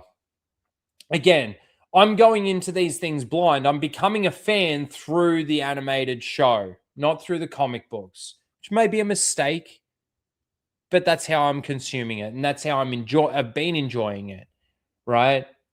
But they have made so many fumbles with this series, I got to say. So the first one, maybe it was a mistake to race swap Amanda, but I think there was a lot of people out there that were willing to give you the benefit of the doubt. It didn't dramatically change the character in any massive way, shape, or form, as far as from what I've heard and, you know, spoken to some people about it. Then they made this, in season 2, they make the mistake by chopping the season in half, making them almost, a year apart, from the first half of season 2 to the second half of season 2. And the first half of season 2 was slow and shit. And the second half was actually decent and better. And everybody fell off the bandwagon. And then season 3 was actually sort of okay. You know, everybody was hyped with Conquest at the end and all of that sort of thing. Like the fight with Conquest. And like Eve, and like there was some really sort of decent stuff. There was some good stuff in there, right? But then you get to season 4 and you get now a gender swap tech jacket, completely unnecessary. And again, I'm coming to it from a point of view of tech jacket. Like it really sort of means nothing to me specifically because I never knew the character of tech jacket as a male. But I can see why people are pissed off about it because there's no point to it other than a possible love interest. I know we talked about it a lot on Flashcast. Talked about fucking ages. But fuck, it's a mistake. And you're losing people. You're losing audience because of it. You're losing, like, people are just going to be like, all right, they just want to make it woke for the sake of making it fucking woke. It's not even, I mean, we'll have to see what happens with Tech Jacket, but it hasn't become the character's identity within the show to just be a woman, right? Well, at least not yet. But at the same token, like the fight that they were in and everything, Tech Jacket seems to be more of a liability than an assistance to them. So, you know, and it's actually kind of funny, like just looking at this, the IMDb ratings for like episodes. I thought I'd just bring this up real quick. So, season 4, it was actually the Hell episode that got the lowest rated episode out of all the episodes, all seasons, all episodes. And this last episode is one of the highest rated episodes, even with the gender swap. Now, look, I know rating systems and stuff like this, IMDb, Rotten Tomatoes, all of these fucking things. I know that they can be compromised and, you know, you get a lot of people out there that positively review bomb. You get a lot of people out there that negatively review bomb and shit like that. So you got to sort of almost take sometimes these things with a little bit of a grain of salt, right? But like, I didn't like that last episode, that Hull episode. And this episode had some great stuff in it. I love the rematch between Mark and Conquest. That was incredible. And there's some decent stuff in there. But like I said, when you start just changing stuff just for the point of changing it, not even, there's no reason to do it. There's just no reason to do it. And we'll see how that affects either the audiences watching going forward. We'll also see how it affects the story. I'm sure the people that do know the Tech Jacket stories and his involvement, and you know, they even did an offshoot of his own comic book run. So we'll see. They've got obviously 3 episodes left for this season. I'm going to finish the season and see what happens. I might just get the omnibuses and just read those. I know I've heard that it doesn't end well. They don't stick the landing at the end of the entire story, which is, you know, based on, I haven't had it necessarily spoiled, but I've heard little bits and pieces here. When they get to that point, I hope that maybe they do change some of it. But then again, that's going against the source material, and that's contradicting what I'm saying. Maybe there's a way that they can just do it better without necessarily completely destroying it. I don't know, because again, I don't know the exact details of it.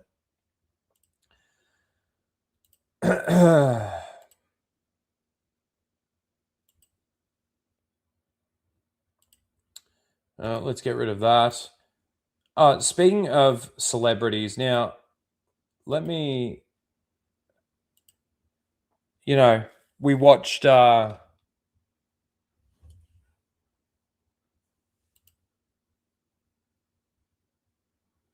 didn't watch, we just read what John Boyega sort of had to say.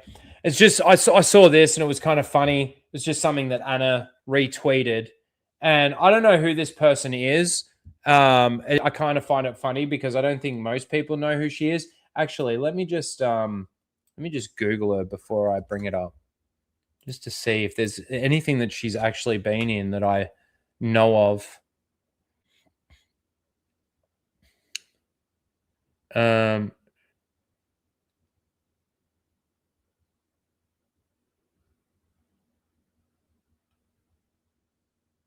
Okay, so she's more Broadway.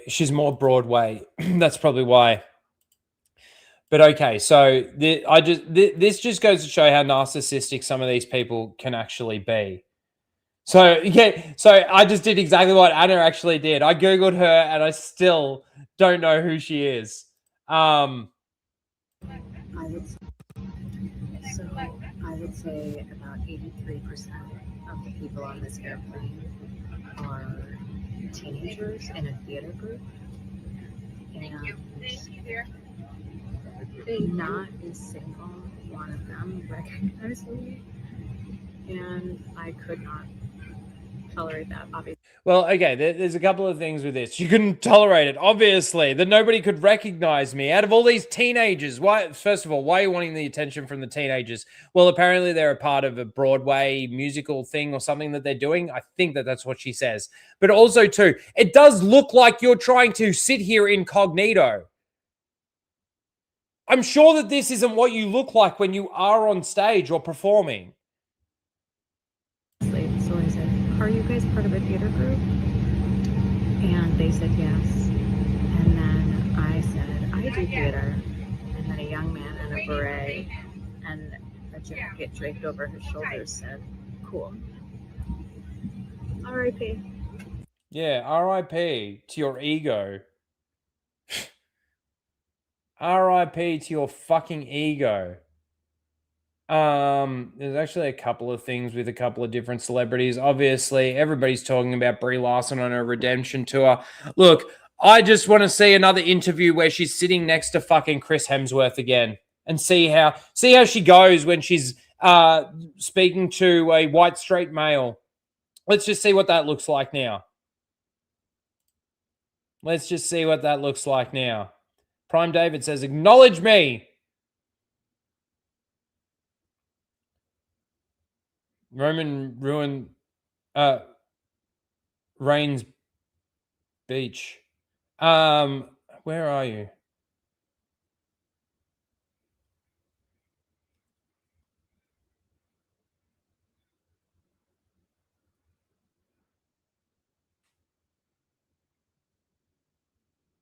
What are you talking about, Prime David?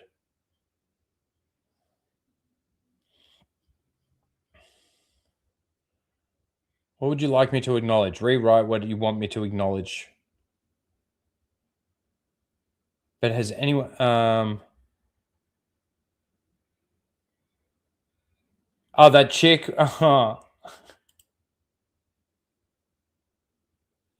Roman Reigns...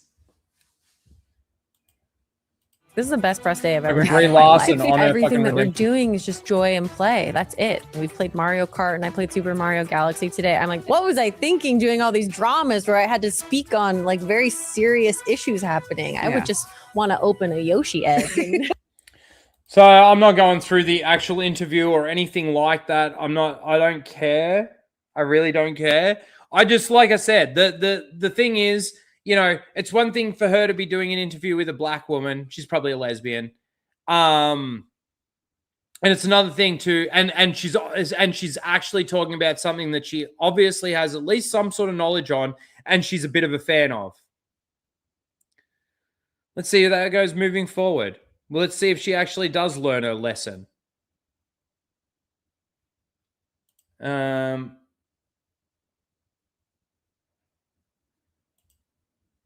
Oh, and then there was this. Have you guys seen this?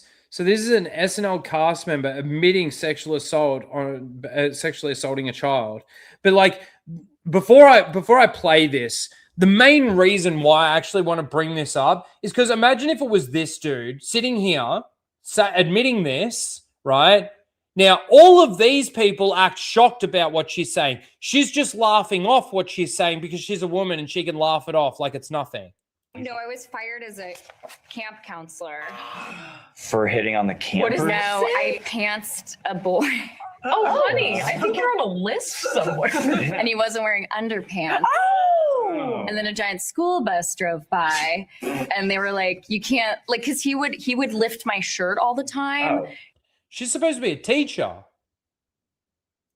What And is happening? It was Berkeley. How old was the child? Well, He that was, like, justifies it. 6. No, it was a different time. Like he would be like, "Hey, can I have a hug?" And I'd go to hug him, and then he'd like lift my shirt like a dick. And then I was like, "I'm gonna get Because he's a 6-year-old child, like a dick. back at you." And so we were on a hike. You're an and I was adult. like, "Hey, Ollie, go look over there. It's a hawk." And he looked. And then I yanked his pants down. He wasn't wearing underwear. His little ding-a-ling was out. And then these two twins were like, "Ollie, I didn't know you didn't wear underwear." And then I was fired. No, I was. And then she was fired for doing that. Like, honestly, if it was a dude that did something like that, it would be worse than just firing. And then still being able to sit here and talk about it like it's actually not a bad thing. Like, laugh it off. Oh, it's Berkeley. Who cares? That's what we do there. Drinking my tea, my Maul tea. I'll drink some Maul tea, because that's what I think of when I think of Star Wars. Maul is tea. And then when I think of tea, I think of these fucking idiots at Berkeley dacking kids. It was a different time. Yeah, see, how many other ways can you find a way to justify your fucking disgusting actions and try and laugh it off?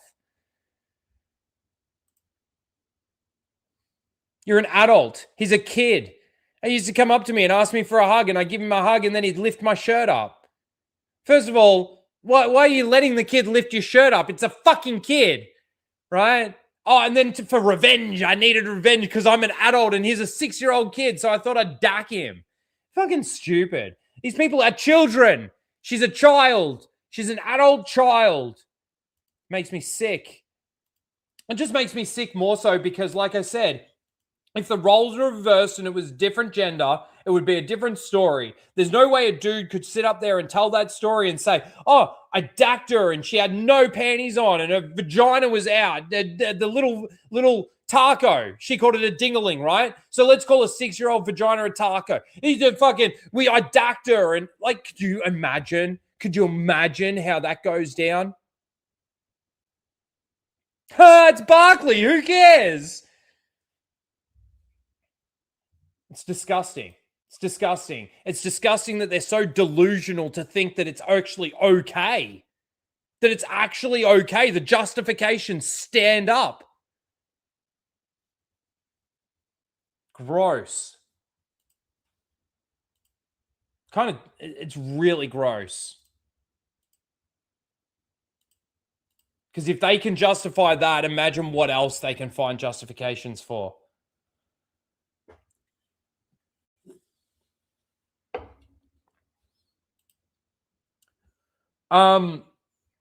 Speaking of SNL, they made fun of Black Snape, which I gotta say is gotta have like the execs over there that are actually making this fucking HBO series happen. You gotta think this has got to have them shaking in their boots a little bit. Has the trailer been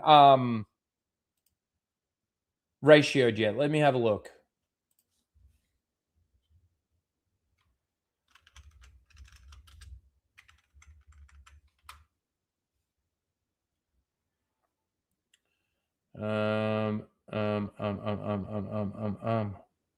Official trailer for Philosopher's Stone.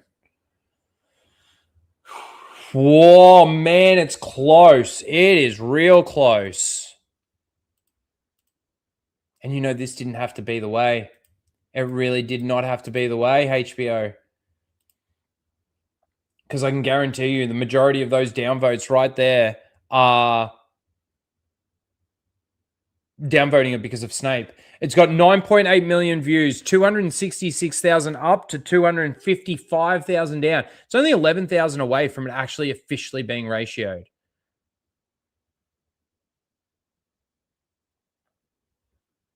But even if it doesn't, that's 50%. That's fucking disgusting for a Harry Potter fucking thing. It's just the next thing on the chopping block, really, isn't it? It's just your turn, Harry Potter. It's your turn to be wokeified and destroyed through wokeification. Now, I don't know whether or not we can actually watch the SNL thing, but we're going to. We're going to.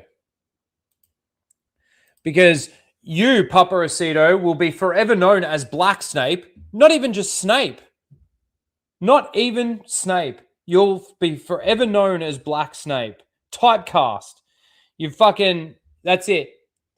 For the rest of your life. I mean, if I was an actor, that would disgust me to the point where I wouldn't actually accept. The trailer for the upcoming HBO Harry Potter series just dropped, giving a new spin on the franchise's iconic characters. Some fans are especially surprised this time Professor Snape will be played by a black actor. Here to comment is Professor... What? Why is that surprising? Why is that surprising to so many fucking people? I'm interested to know why that's actually surprising. Isn't it being surprised by that supposed to be racist? Professor Snape.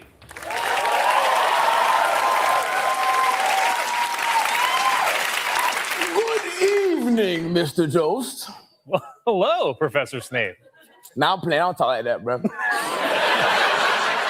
It's called code switching. Cody is switching him. Right. Well, how was your year at Hogwarts? Not great.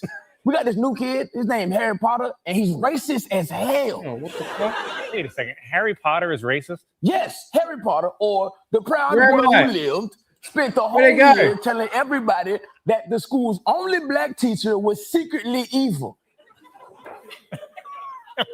I think he's just worried because he knows someone's trying to steal the Sorcerer's Stone.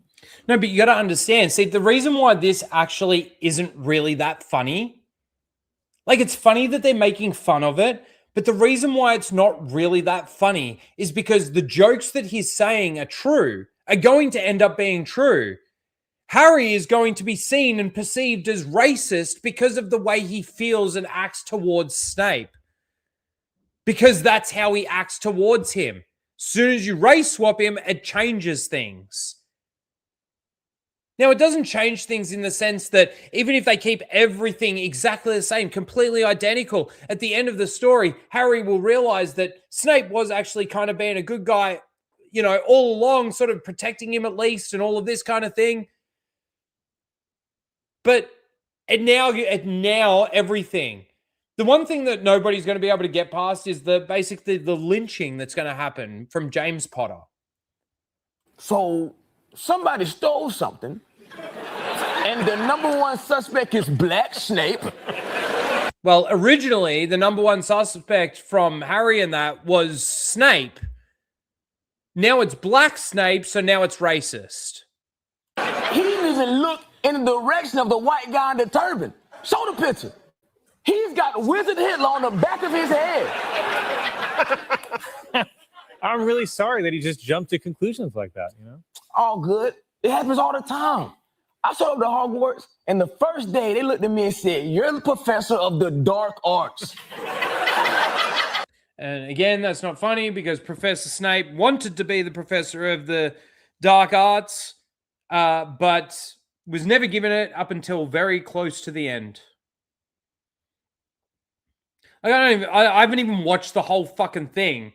I don't even care to watch it because, like I said, they're trying to parody the fuck out of this thing. They're trying to laugh it off. They're trying to make a joke out of it. All of this, but the funny thing is the jokes are in the real world. You get this one lady in the fucking crowd chuckling to herself. That's not great. You telling me? I never even studied that. I majored in African Muggle studies. Look, the whole wizarding world is racist. There's one other black guy, Kingsley Shacklebolt, a name I'm guessing they got out of the Wu-Tang name generator. Yeah, but look, Kingsley's an important member of the Order of the Phoenix. Okay. Then why he look like this? Everyone gets to wear these dignified robes, but they dress him like he sell cocoa butter and incense outside of a barbershop. I don't know. It's kind of... sorry, I'm done. We all know that the concept and the idea of them casting Snape as black is stupid. It's ridiculous. They promised the fans, they promised the audience that this was going to be the closest adaptation to the novels that we're ever going to be able to do. They have now gone completely against that just purely with one casting. But I would say Hermione as well a little bit. But it's not just that. They've also come out and said that they're going to be taking stuff out of the books or like at least adding things that aren't in the books to their show. To me, it's just mistake after mistake for these studios. And not that the franchise of Harry Potter is necessarily going to be killed or destroyed by this decision and by this show coming out. It is definitely going to do damage to its viewership, I feel, eventually. And I don't know, like that. What? It's supposed to be 7 seasons in 10 years or something like that, right? You know, there's still going to always be that love for the movies. Still always going to have the fans are always going to have the love for the books. You know, this will be one of those things that, you know, there'll be fans out there that will completely ignore it. And there'll be fans out there that will probably watch it, but won't like it. And then there'll be the people out there that you'll get the seal clappers. You're always going to have seal clappers. G'day, Mr. Grizzy. How you doing? Cheers, Rhino, he says. Cheers, brother. Like, why? Who asks? Seriously? Yep. Black Snape is so powerful. He cast a spell. He cast himself. No, cast a spell back in 2008 that made people forget Obama is half white.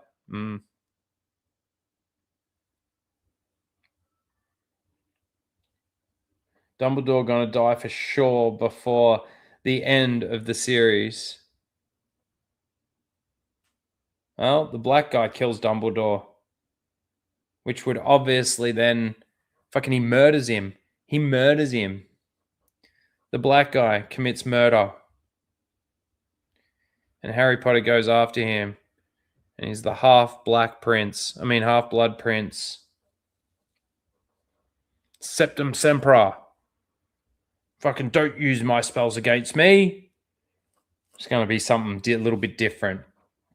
Something with a little bit more of a black twist on it, right? It's just stupid. I'm so over it. It's the same thing with Tech Jacket in Invincible. It is completely pointless. It's completely stupid. I don't know whether or not the gender swap of Tech Jacket is going to do as much damage as what making Snape black does to the character.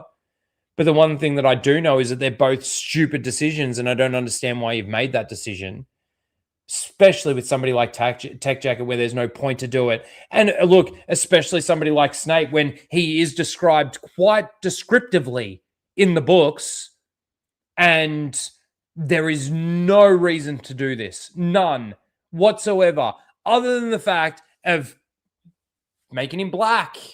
Like, that's it. Fucking his entire fucking thing is just going to be that I'm black. His entire character is just going to be that he's black. We've got a couple of other things that we've got to still go through here. Thanks for hanging out, guys. You've been great today. See, this is the thing again. Like, I feel like there's no interruption with a massive amount of other streams. I know there's some other people still streaming, yes. But fuck, it's been such a good stream. And we'll do this again next week. Same time, same channel, same fucking day. And then the week after, we go back to being in the clusterfuck of Thursdays. Fuck, I'm going to go to the toilet. Before we get into it, we've got a TV spot for Mortal Kombat still to watch. I do want to talk a little bit about the double standards of Twitch with Asmongold's ban that he just went through. And there was a Supergirl behind the scenes thing that I was sort of interested in watching. And the only reason why was because I saw it on a different stream. And there was a couple of things that they said within it that I sort of just wanted to touch on. And then we got Seal of the Week, which we'll probably do Seal of the Week before we get into this stuff.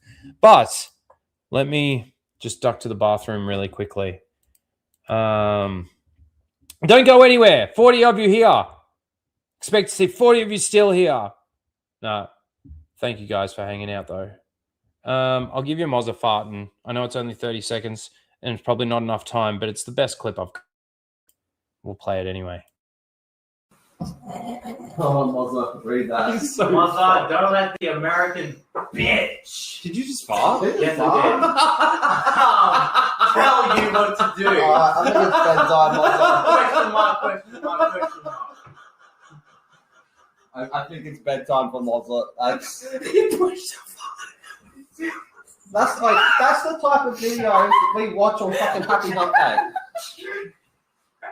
I gotta pee. Oh my god.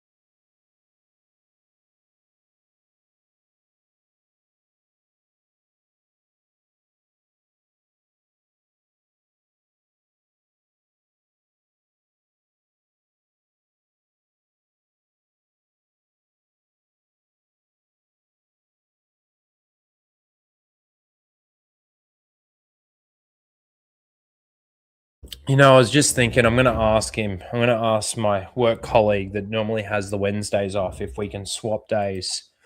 I'm going to do it. This has just been great. I don't feel like, you know, there's a strain on fucking people watching this, multiple other streams that are out there. We've had a good amount of people in the chat for a good duration of the stream. Is there anyone streaming right now? Let's have a look. Let's have a look. There's obviously Gary, who's doing those 24-hour long fucking streams now. That's crazy shit, that is. We got Philip Chan streaming. He's a good dude. Smashed JT is streaming.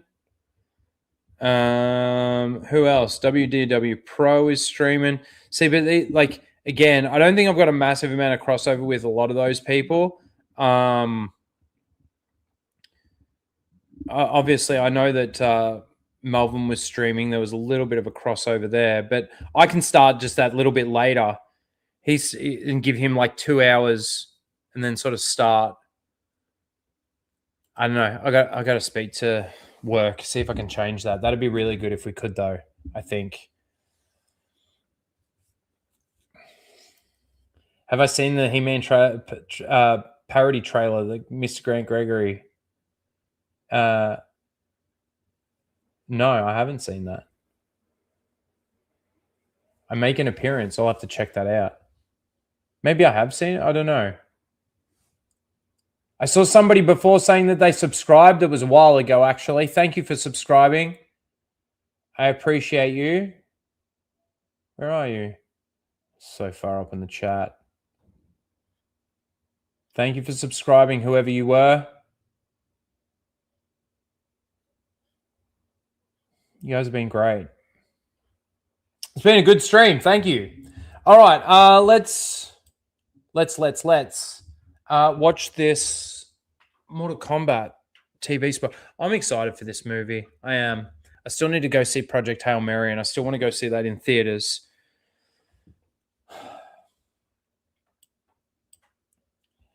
Still want to go see that in theaters. What happened to Apollo Patriot? That's a good question. It's a really good question. All right, let's watch this. We'll watch this one, and then I think I might just bring up the Seals of the Week, and then we'll watch some of the other things that I've got here to watch as well, because this is just short. 30 seconds. 30-second TV spot. Here we go. When's this coming out? May. It's actually fucking only a month away. We're April 8th now. May 8th. It's a month away. And then at the end of that month, we get fucking Mandalorian and Grogu. Woo! Star Wars is back, baby. It's going to be peak crap. It's going to be peak shit. It's going to be peak non-Star Wars.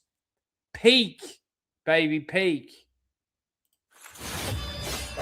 Mortal Kombat is upon us. Get over here! Johnny Cage, the gods chose you to fight. Well, easy, all right. I'm an actor. I can't do this. Kano is back? I thought he died, and that's how fucking Sonya got her powers, because she killed him and got the tattoo. Oh, what's his name? Brought him back to life, I guess. Time to become the hero you were meant to be. Mortal Kombat 2, rated R, in theaters May 8th. Rated R. It's going to be good. I hope it's going to be good. I was disappointed by the first one. Really disappointed by the first one. This looks way better, though, than that first one. Like, way better. I really hope. I really hope. Besides Goro. What? At the end of the movie, the villain brings everyone back. Oh, is that the last one? Besides Goro. Okay. The Street Fighter movie, that looks okay, but it looks really campy, whereas this doesn't look as campy as the Street Fighter movie. And I think that you can sort of tell a bit better of a story with Mortal Kombat than you can with Street Fighter. But that looked cool. I just thought I'd share that. All right, let's do Seal of the Week really quickly, and we'll start getting some votes in, and we'll get the nominees done. And then we'll go through some Asmongold and some Twitch fucking being hypocrites, because I think that's interesting. And I like Asmongold. And then we might watch a little bit. Well, it's only a minute long, so we'll probably watch all of it. The behind the scenes for Supergirl, because like I said, there's a couple of things that I saw that I wanted to actually just comment on.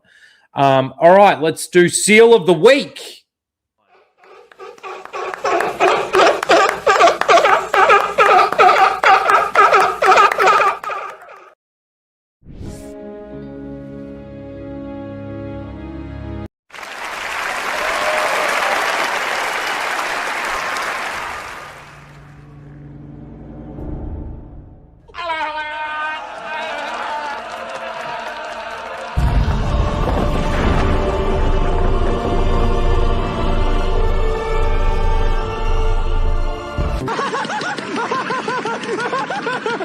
Hamill the Jedi.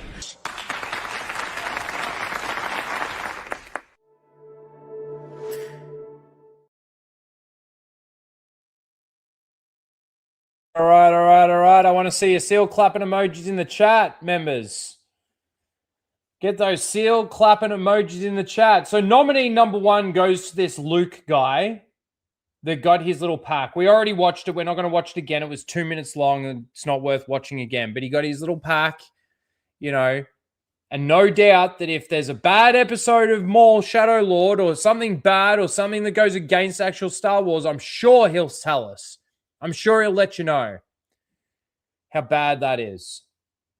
The next one, now it's not a Disney shill because he's not shilling over Disney, but he's still a fucking good old shill. He's just a pop culture shill. And it doesn't say Disney Seal of the Week anymore. It's just Seal of the Week. And I think that this is a good old nominee for that. So Eric Butts watching the Supergirl trailer. There's no home without you, buddy. And I am actually quite surprised. That got me teary-eyed. Scripter's going to target stuff, and he's going to convince a lot of y'all to come over and take something out of context or blah, blah, blah, blah. And just to clear up 2 things in the last Supergirl thing, pay attention to my words. I never said everybody was a bot. I said some people are bots. Some people are influenced by bots. There's plenty of people. You can have an opinion. You can not like stuff. That's fine. But when it's repeating the same line I hear over and over and over and over and over, you're either influenced by a grifter or you're a bot. You're either influenced by a grifter or you're a bot. Dude, the fact that you're crying over a fake dog on a fucking Supergirl trailer is like, I mean, you do you, man, but it's weird to me. It really is. I don't know why I need to sit here and say it's not weird or like, you know, oh, you know. Like, there were the people that went after Eric Butts when he had the reaction to the Star Wars, the thing that essentially made him quote-unquote famous, the meme that was created from that. And the thing is that there was a lot of people that were in support of him because there was a lot of people that were actually like excited for it too. And, you know, okay, his excitement went beyond where my excitement level would take me to in regards to crying and all of that kind of shit. But okay, he's getting emotional about it. Cool. It feels like now, dude, you're just on the grift of like, I need to cry to do these, like, you're winding yourself up to do this, to be like this for the camera and for the audience, because that's what made you famous. Again, it's fake. It's fake reactions to me. It's the same. It's almost the same as the other dude that had already seen what he was going to get in his box and reacted to it like it was the first time he's ever seeing it. Dude, you're just a shill for fucking selfish reasons. You don't care. You don't care at all. So that's nominee number 2. And then nominee number 3 is actually the writer of the chat, which isn't Sam Witwer. Darth Chament? Whatever your name is. I believe Sam Witwer deserves to have a permanent role in the creative team at Lucasfilm. I couldn't disagree more. Could not disagree more. He definitely knows his stuff, but actors and voice actors or whatever, just stay in your lane. right? Yes, you can obviously speak with your director or your writers and stuff like that and give your thoughts and opinions, and they maybe should be taken on board. Maybe like what happened with Luke Skywalker in The Last Jedi, but then, you know, got cucked out of it and told what to say, sort of thing. But it's just a bad take. It's the same as saying that Dave Filoni should take the reins, which he obviously has, but it's the same fucking thing.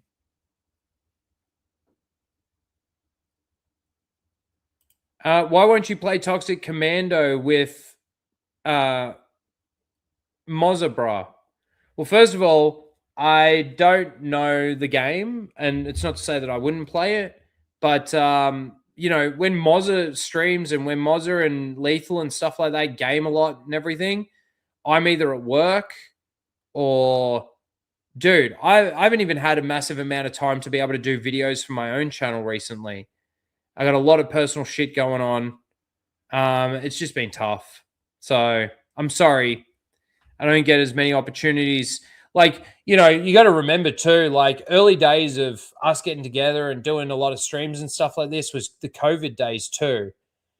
You know, we were all in our homes. We were all locked down. There was nothing to do other than those things. So we definitely had a lot more time.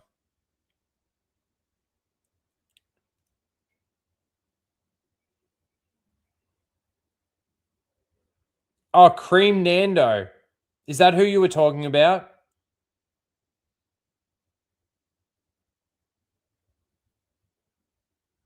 Anyway, that's why. I'm sorry. I don't get as many opportunities as I used to. I think you changed since you went to America. No.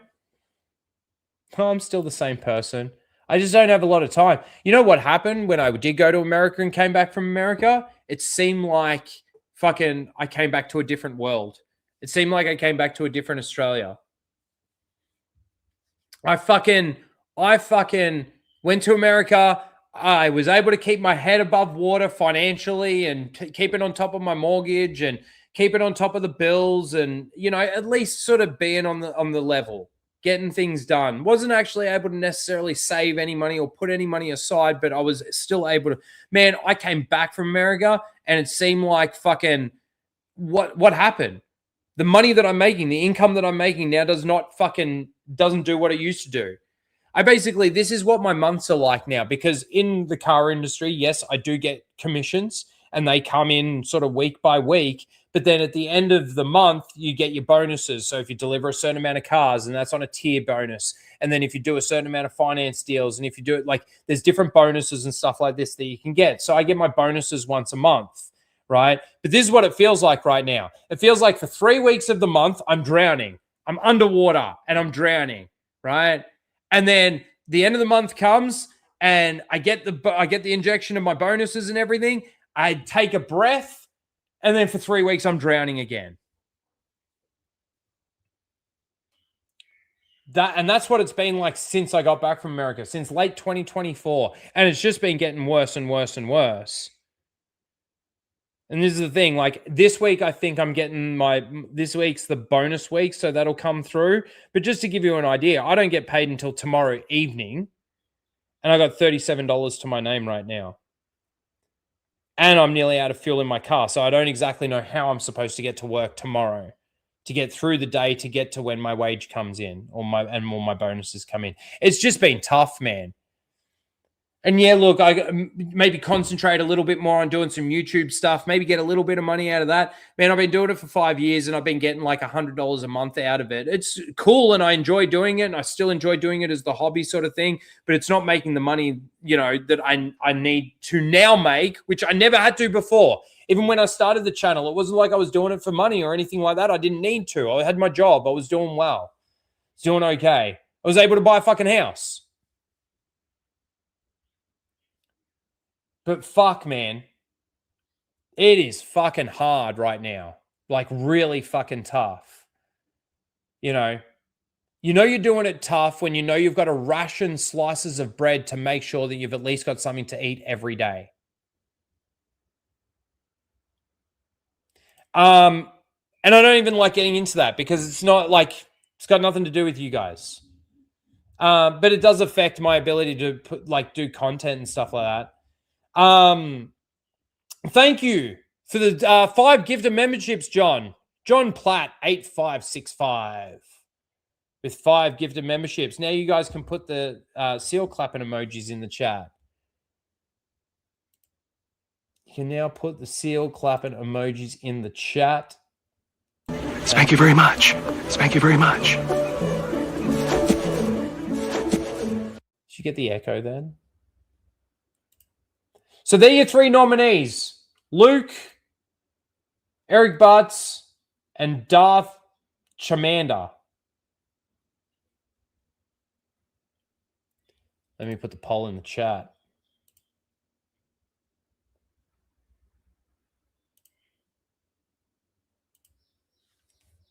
And that's why on Flashcast, I didn't get my usual Big Mac and cheeseburger. I made a Vegemite sandwich. Seal of the week. We got 3 today. 1, 2, 3. Thank you, John, again for the gifted memberships. And there was somebody else earlier that gave gifted memberships as well.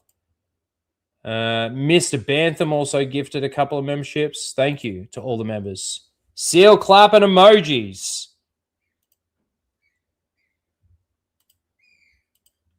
Get it.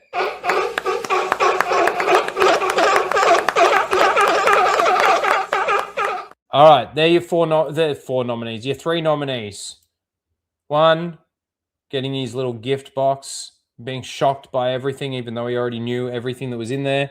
Eric Butts, seal clapping and crying, and then calling everybody bots for calling him out for crying over a fucking dog, a CGI dog of all fucking things. And then you've got the Darth Charmand saying that Sam Witwer should be a part of the development team, creative team, something at Lucasfilm. Why? Because you're enjoying Maul Shadow Lord? Did you like Obi-Wan Kenobi? Should the actor that paid Reva be a part of the creative team? All right, let's see. Should we just do the Supergirl thing really quickly? Let's do the Supergirl thing really quickly. I hope I can remember the points that I wanted to make. Let's see. It's only a minute long.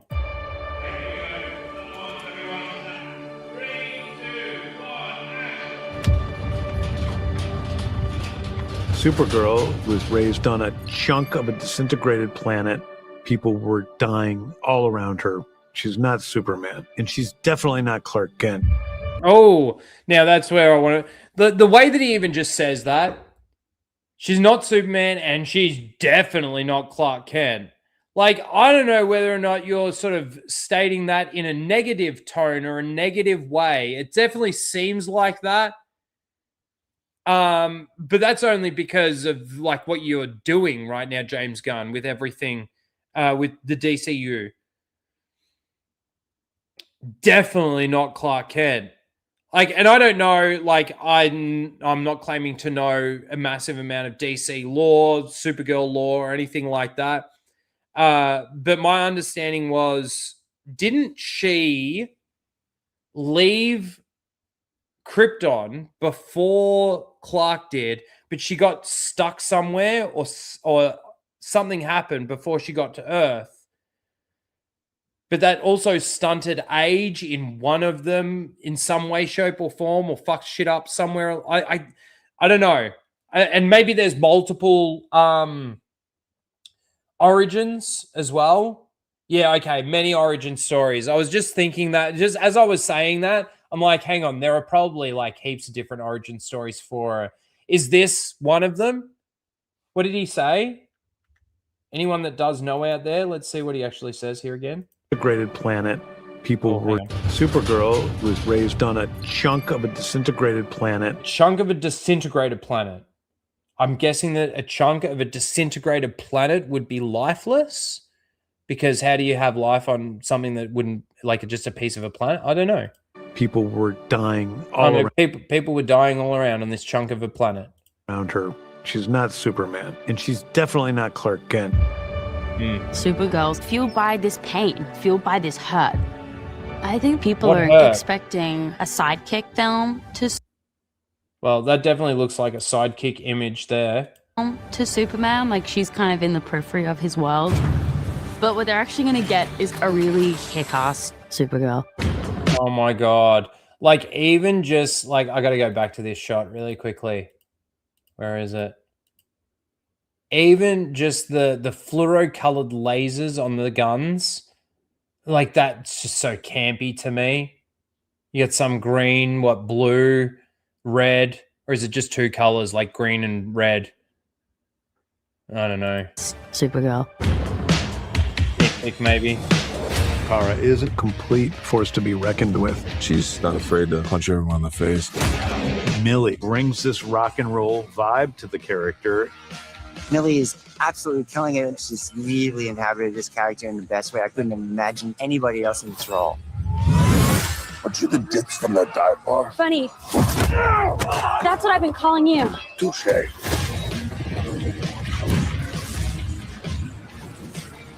It's a really empowering story. One about resilience. You can be your own hero. Oh, you can be your own hero. I hadn't gotten this far into it. I thought maybe the only thing that I had to react to was basically him saying that she's not Clark Kent. But you can be your own hero. You don't need help. You don't need any assistance. You can be your own hero. If you're strong enough and you have the will, you can be your own hero. You know, that kind of sounds familiar to me. Like you don't need... We've got to be careful. You don't need God. You just need yourself.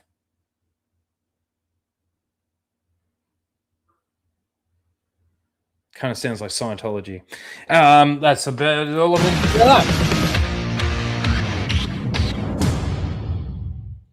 Yeah, okay. There wasn't really that much in there. There's only really two things, actually. It's basically James Gunn. It just sounds like he just fucking doesn't want to do what DC fans want DC to be. That's really what it comes across like. When he says something like, oh, she's definitely not Clark Kent. Yeah, okay, she's definitely not Clark Kent, but it's even in just the way that you sort of said it, dude. And then you've got her saying that you can be your own hero. And this is about like the pain and the strength that the pain gives and the suffering. Oh, man.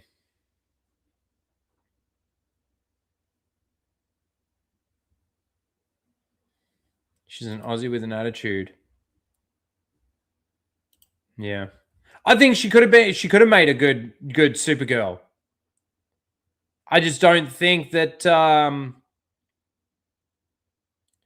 oh yeah, playing laser tag. You got the two teams. That's true. We got green and red. The green and red teams. Anyway, look, to be completely honest with you, I've got no real interest in DC Universe. Especially at the moment, I've got no real interest in Supergirl at all. I mean, I've got no interest in Clayface. I got no interest in Makepeace, whatever his name is. Peacemaker. Makepeace. Peacemaker. I got none of it. I just don't care. And the Superman movie was the only thing that I've really watched, and that was, I'm sorry, shit. Tom, I'm sorry, it was shit. It's fucking shit. It's a shit universe. It started wrong. It started in the worst possible... Like, it seems to have started in the middle of the story. It's stupid. That's that. How are we going in the poll, guys? We getting some votes in? Let me see. Oh, we got 14 votes. It's pretty much a blowout. Anybody else want to vote? Here's the nominees, if you don't know. Number 1 was Luke opening his Maul Shadow Lord gift basket that he knew everything that was in there because he'd seen a friend or someone that had received one and acted shocked at everything that he received, even though he already knew that it was going to be that. And just the fact that he gets one makes him a shill. You got Eric Batts crying over the Supergirl trailer and then blaming bots, and I can't remember what the other thing that he said that he used. And then you've got Darth Charmant saying that Sam Witwer should be a part of the, production team, creative team at Lucasfilm, which is retarded in itself. All right, let's talk about Asmongold really quickly and Twitch and how... Where did my lighter go? Give me a second. I think I put it on the table over there. Where did it go? I can still talk. Asmongold. Now, I like Asmongold. I like most of what he has to say. There have been things that I disagree with him on, but he seems to be very central and very diplomatic in the way he perceives things and the way he talks about things, which I think can be a good thing. When he can make sort of an argument sometimes for maybe both sides of the argument, where a lot of people can't actually do that. But he got banned for 7 days. And we'll just let him explain it all. It's a 4.5-minute video. We'll let him explain it all. And obviously, going up against like Hassan Piker, let's just say that. Because Hassan has said some pretty outlandish and outrageous stuff, you could say, from the opposite point of view of what he got banned for. But yet he gets a 7-day ban, and what? Hassan gets like nothing.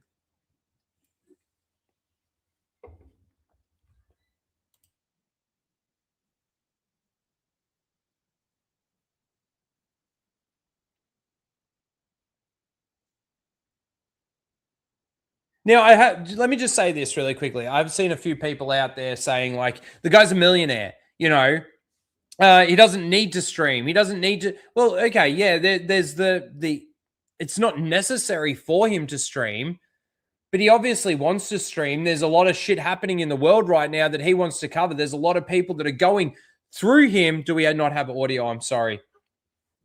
There's a lot of people that are sort of getting their news through him. Now, whether or not you think that that's a good thing or a bad thing, that they are getting it. And I would say with his neutrality on sort of a lot of topics, he can be a decent person to actually get that information from, because he's not necessarily going to sway your opinion, because his opinion could be from both sides of the argument. Now, I'm not, like I said, there has been things that I've disagreed with Asmongold on, and there's things that I've agreed with him on. But whether or not, especially for what he did, should not be getting a ban for that. Let's go back. I don't know what I'm going to be able to do. It's going to be an entire week. I mean, geez, guys, I'm going to have so much free time. Well, I guess I could start by making this video, right? So I got suspended last night on Twitch. I end my stream and I come back from the gas. And again, he makes the point himself. I'll let him make it. Station, and I get a message, and somebody says, why can't I chat in your stream? And I'm like, well, I don't know what happened. And I look, and I get a message, and it says that my account has been suspended for 7 days because of hateful conduct. So this is what I did. This is what I said. I said that I didn't give a fuck about the opinions of third worlders, and then particularly in the thing that they referenced, I was referring to illiterate goat herders from Afghanistan. Again, the way this looks out in the public is not a United States. The opinions of third worlders don't matter. Like, I don't care what some illiterate goat herder thinks in Afghanistan. It doesn't matter. In the context of those people believing AI-generated videos about Iran winning the war and nuking Israel off the map. So that's what the context is for him saying that too. It's pretty crazy, because all he's saying is, I don't care what they fucking think. I don't care. Like, what a goat herder fucking says. And then, do I have to be careful in even just repeating what he said on here on YouTube? Like, that's pretty fucking crazy. It's pretty fucking stupid. In the context of what he's saying, he's not fucking wrong. Gentlemen, I would like to confirm that I am 100% right, and you don't either. And neither do they. Because if Twitch cares about their opinions, why don't they apply Afghanistan's opinions to women on Twitch? That would be interesting, wouldn't it? But everybody knows nobody gives a fuck about them. Correct. Nobody cares. I'm not sorry. I'm right. I said nothing wrong, and nothing I said was against the terms of service. Beyond that, do you even imagine a world where somebody that says that they don't care about what a fat American thinks about the Middle East, can you imagine that this person ever gets suspended? Of course not. He has some woke qualities, but he's nowhere near as woke as Francis. Francis was a socialist. This motherfucker is an American. And I think Americans are gross. Americans do not have a understanding of the world. Americifying anything is going to be bad. Americans have a very limited understanding of the universe. And so what? Is it because he didn't call an American, a slur? Like, I don't think calling an Arab a goat herder is necessarily a fucking slur. It's describing them. Yeah, okay, you could see it that way. I don't think it's fucking that bad of an offense. Why am I getting suspended? It's more third worldist morality, logic, and but there's still a double standard there. True.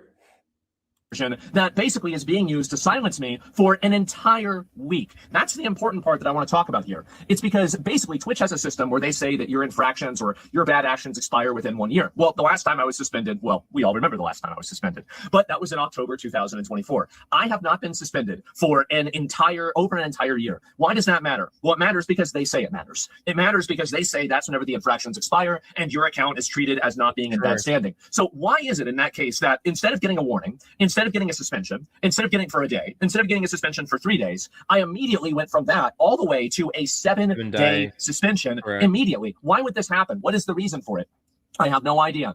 Is it because they don't like what I'm saying? It has to be, because it's certainly not because what I'm saying is against the terms of service. I look at the terms of service. Yes, using nationality is a protected group, but I was not talking about them being disregarded because of nationality. I was talking about them being disregarded because of the fact that they're watching literal AI-generated videos. And he's calling somebody like the Americans, they don't know, they don't care because they don't understand.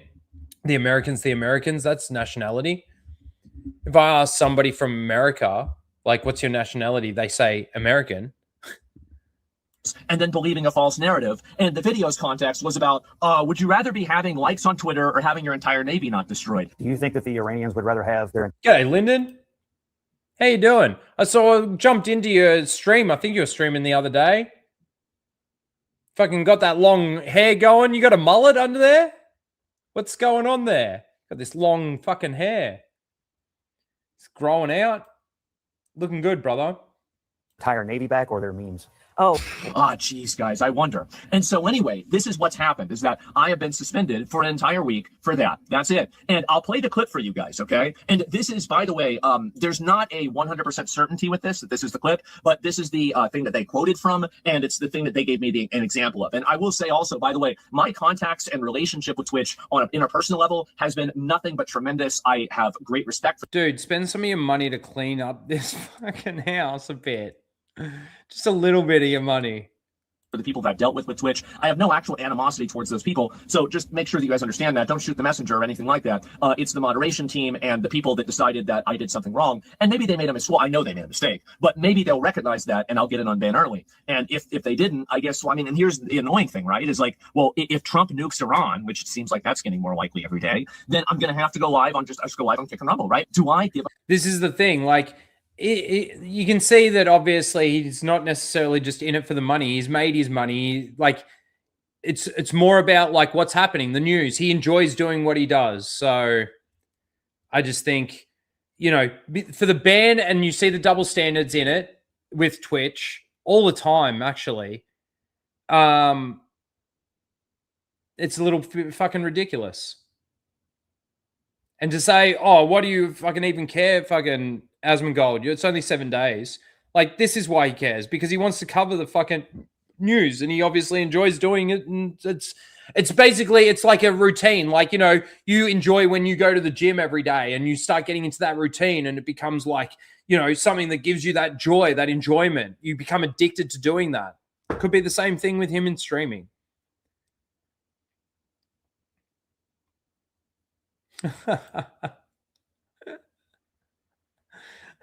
Stream from your office, not your bedroom. Well, I'm streaming from my lounge room, I guess. Smallish house. A fuck about the opinions of a bunch of third worlders in regards to what my country should do. Absolutely fucking not. I do not. You shouldn't. They shouldn't give a fuck about what I think about their country. Yeah. Because why would I take somebody's opinion that is from a shithole in these countries? And by the way, these are shitholes. Many of these countries are shitholes. And don't let anybody teach you or tell you that, oh, it's America's fault. No, it's not. The ones in America. Dude, could I get in trouble from YouTube just for playing this? America has invaded are shitholes. The ones that America hasn't invaded or Britain hasn't invaded, they're shitholes too. They're shitholes because the people made them shitholes. And whenever I talk about third worlders and third worldism, I'm not even really talking about a geography. I'm talking about an ideology. And that ideology is the idea that disrespect should be met with violence, the idea that, you know, crime, dysfunction, discord, and chaos in society should be expected. They're part and parcel of living in a modern city. And having people, you know, like, oh, well, you can't say certain things because they might offend people or they'll make them mad. The idea that getting angry about something is a justification to break the law. This is what I'm really talking about with third worldism. Things that... and that's where it ends. I was kind of more looking at it from the point of view of just the double standard from Twitch, especially with Hassan out there and spewing all the shit that he talks about. But yeah, it's obviously a little bit deeper than that for him, just on a personal level in regards to just wanting to stream and wanting to talk about this stuff. And, you know, you could argue the fact that no, he's talked about what he doesn't even really spend his money. You can see that he doesn't spend his money. He's probably got a lot of it and he just doesn't spend it.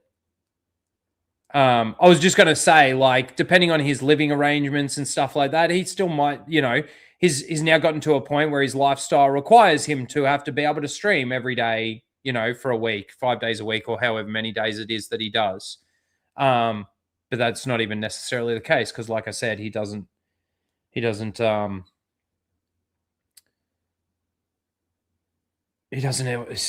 his money. Anyway, still a fucking double standard from Twitch. It's still fucking stupid. And it's crazy how it goes sort of one way and not the other way. And it's the same here in Australia right now. You know, all the protesters that go out that don't want the mass immigration and all of that kind of thing, they get labeled the Nazis and the racists and the this and the that. But then when it sort of comes the other way, they get protected. You know, I mean, fuck, even after the Bondi shooting, that class of people were protected like you would not believe by our officials and government and people right up there. Anyway, that is that. And that is the show, ladies and gentlemen. We've got to finish off Seal of the Week, which will bring that up. Oh, my stomach's growling. I have some mee-gory noodles that I'll make after we finish. Let's see. How's the poll doing? We got 18 votes. Anybody want to get in a quick vote? Feel free. Nominee number 1, Luke, getting his little gift box from Lucasfilm. Eric Butts crying over the Supergirl trailer. And just a Disney Star Wars shill talking about Sam Witwer becoming a part of the writing room, the writing group, the development group, the creative team, whatever you want to fucking call it. Anymore? It doesn't really matter, to be fair. Thank you. We got another vote in there. It honestly doesn't really matter because I reckon even if I got like 3 more votes and they went to the non-leader, the leader would still win. If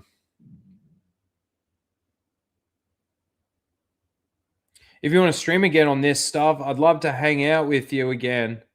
Let me know.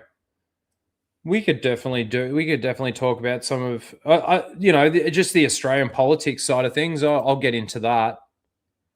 You know, obviously there's the world politics stuff that is affecting everything.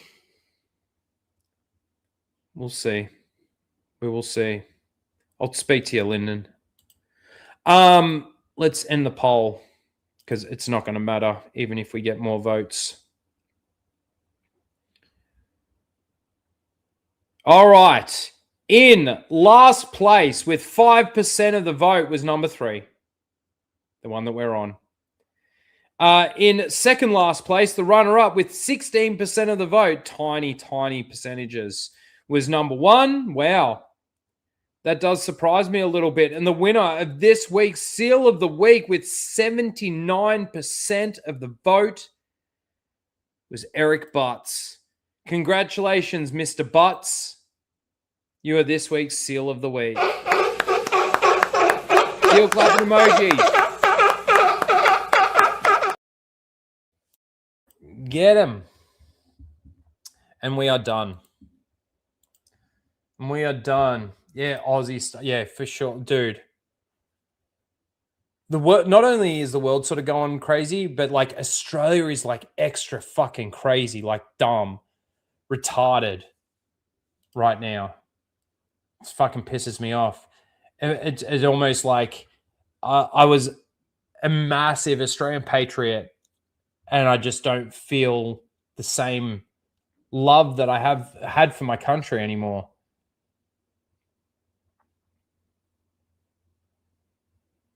On to Macca's. Well, no, I can't really afford McDonald's right now. I'll be making another sandwich and some Migori noodles. And how you doing? Good to see you, Chris. That's it. Thank you again, everyone, for hanging out. Let's see. Is there someone that we can actually raid? Thanks, everyone, for hanging out. It's been awesome. We'll see you next week, same day. And then the following week, it'll go back to the original day, the Thursday or the Wednesday, depending on where you are in the world. Oh, that's not where I wanted to go. I wanted to go here first, see who's streaming. We'll raid Warner Brothers. Warner Brothers Entertainment. They are doing, they're playing one of the last Harry Potter movies. Let's see, live. We could raid Phil. Let's raid Phil. We've never raided Phil. We've never raided Phil before. So why not? We'll give him a raid. Or would you rather raid Hypnotic Gaming? He's playing a game. Oh, no. We'll raid Phil because he's going through the Asmongold thing as we speak. So let me go here again. And then obviously this weekend you can catch me on Flashcast. It's so funny. I had to tell Flash that the last weekend of this month I won't be able to make it. He's like, why not? I'm like, dude, I'm going on a fishing trip with the boys. He's so disappointed. He was so disappointed. Why isn't that coming up now? Why isn't Phil's stream coming up? All right, hold on one second. Let me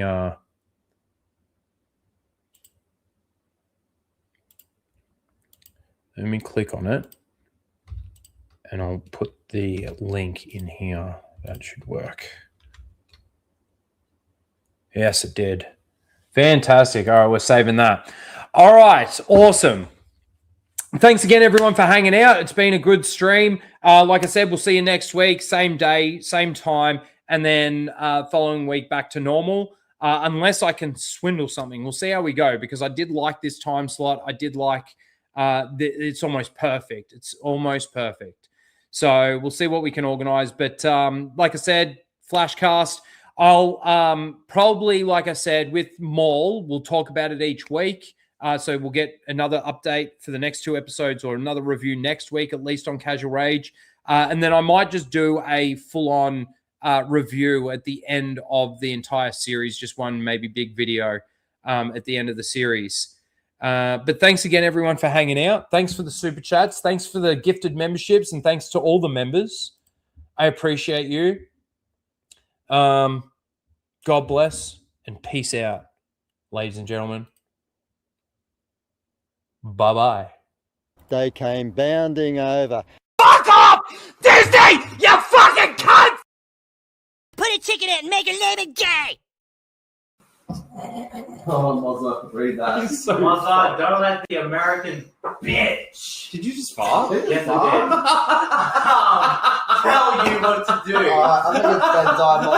Question mark. I think it's bedtime for Mozart. You pushed so far. That's the type of video that we watch on fucking Happy Hump Day. I can't pee. Oh my god. A few minutes? Are you kidding? It's right there gaining. No, what is it? You have to shoot this. Traveling through hyperspace is like Dustin Crop's kid. Without precise calculations, we fly too close to a store. Or bounce into a supermarket and then... Yeah. Be a hell of a mess. What's that? Watch. You're losing the deflector shields. Go strap yourselves in. Be careful on the way out. Yeah, sure. I'm taking it very cautiously. You go away. Bounce too near a supermarket?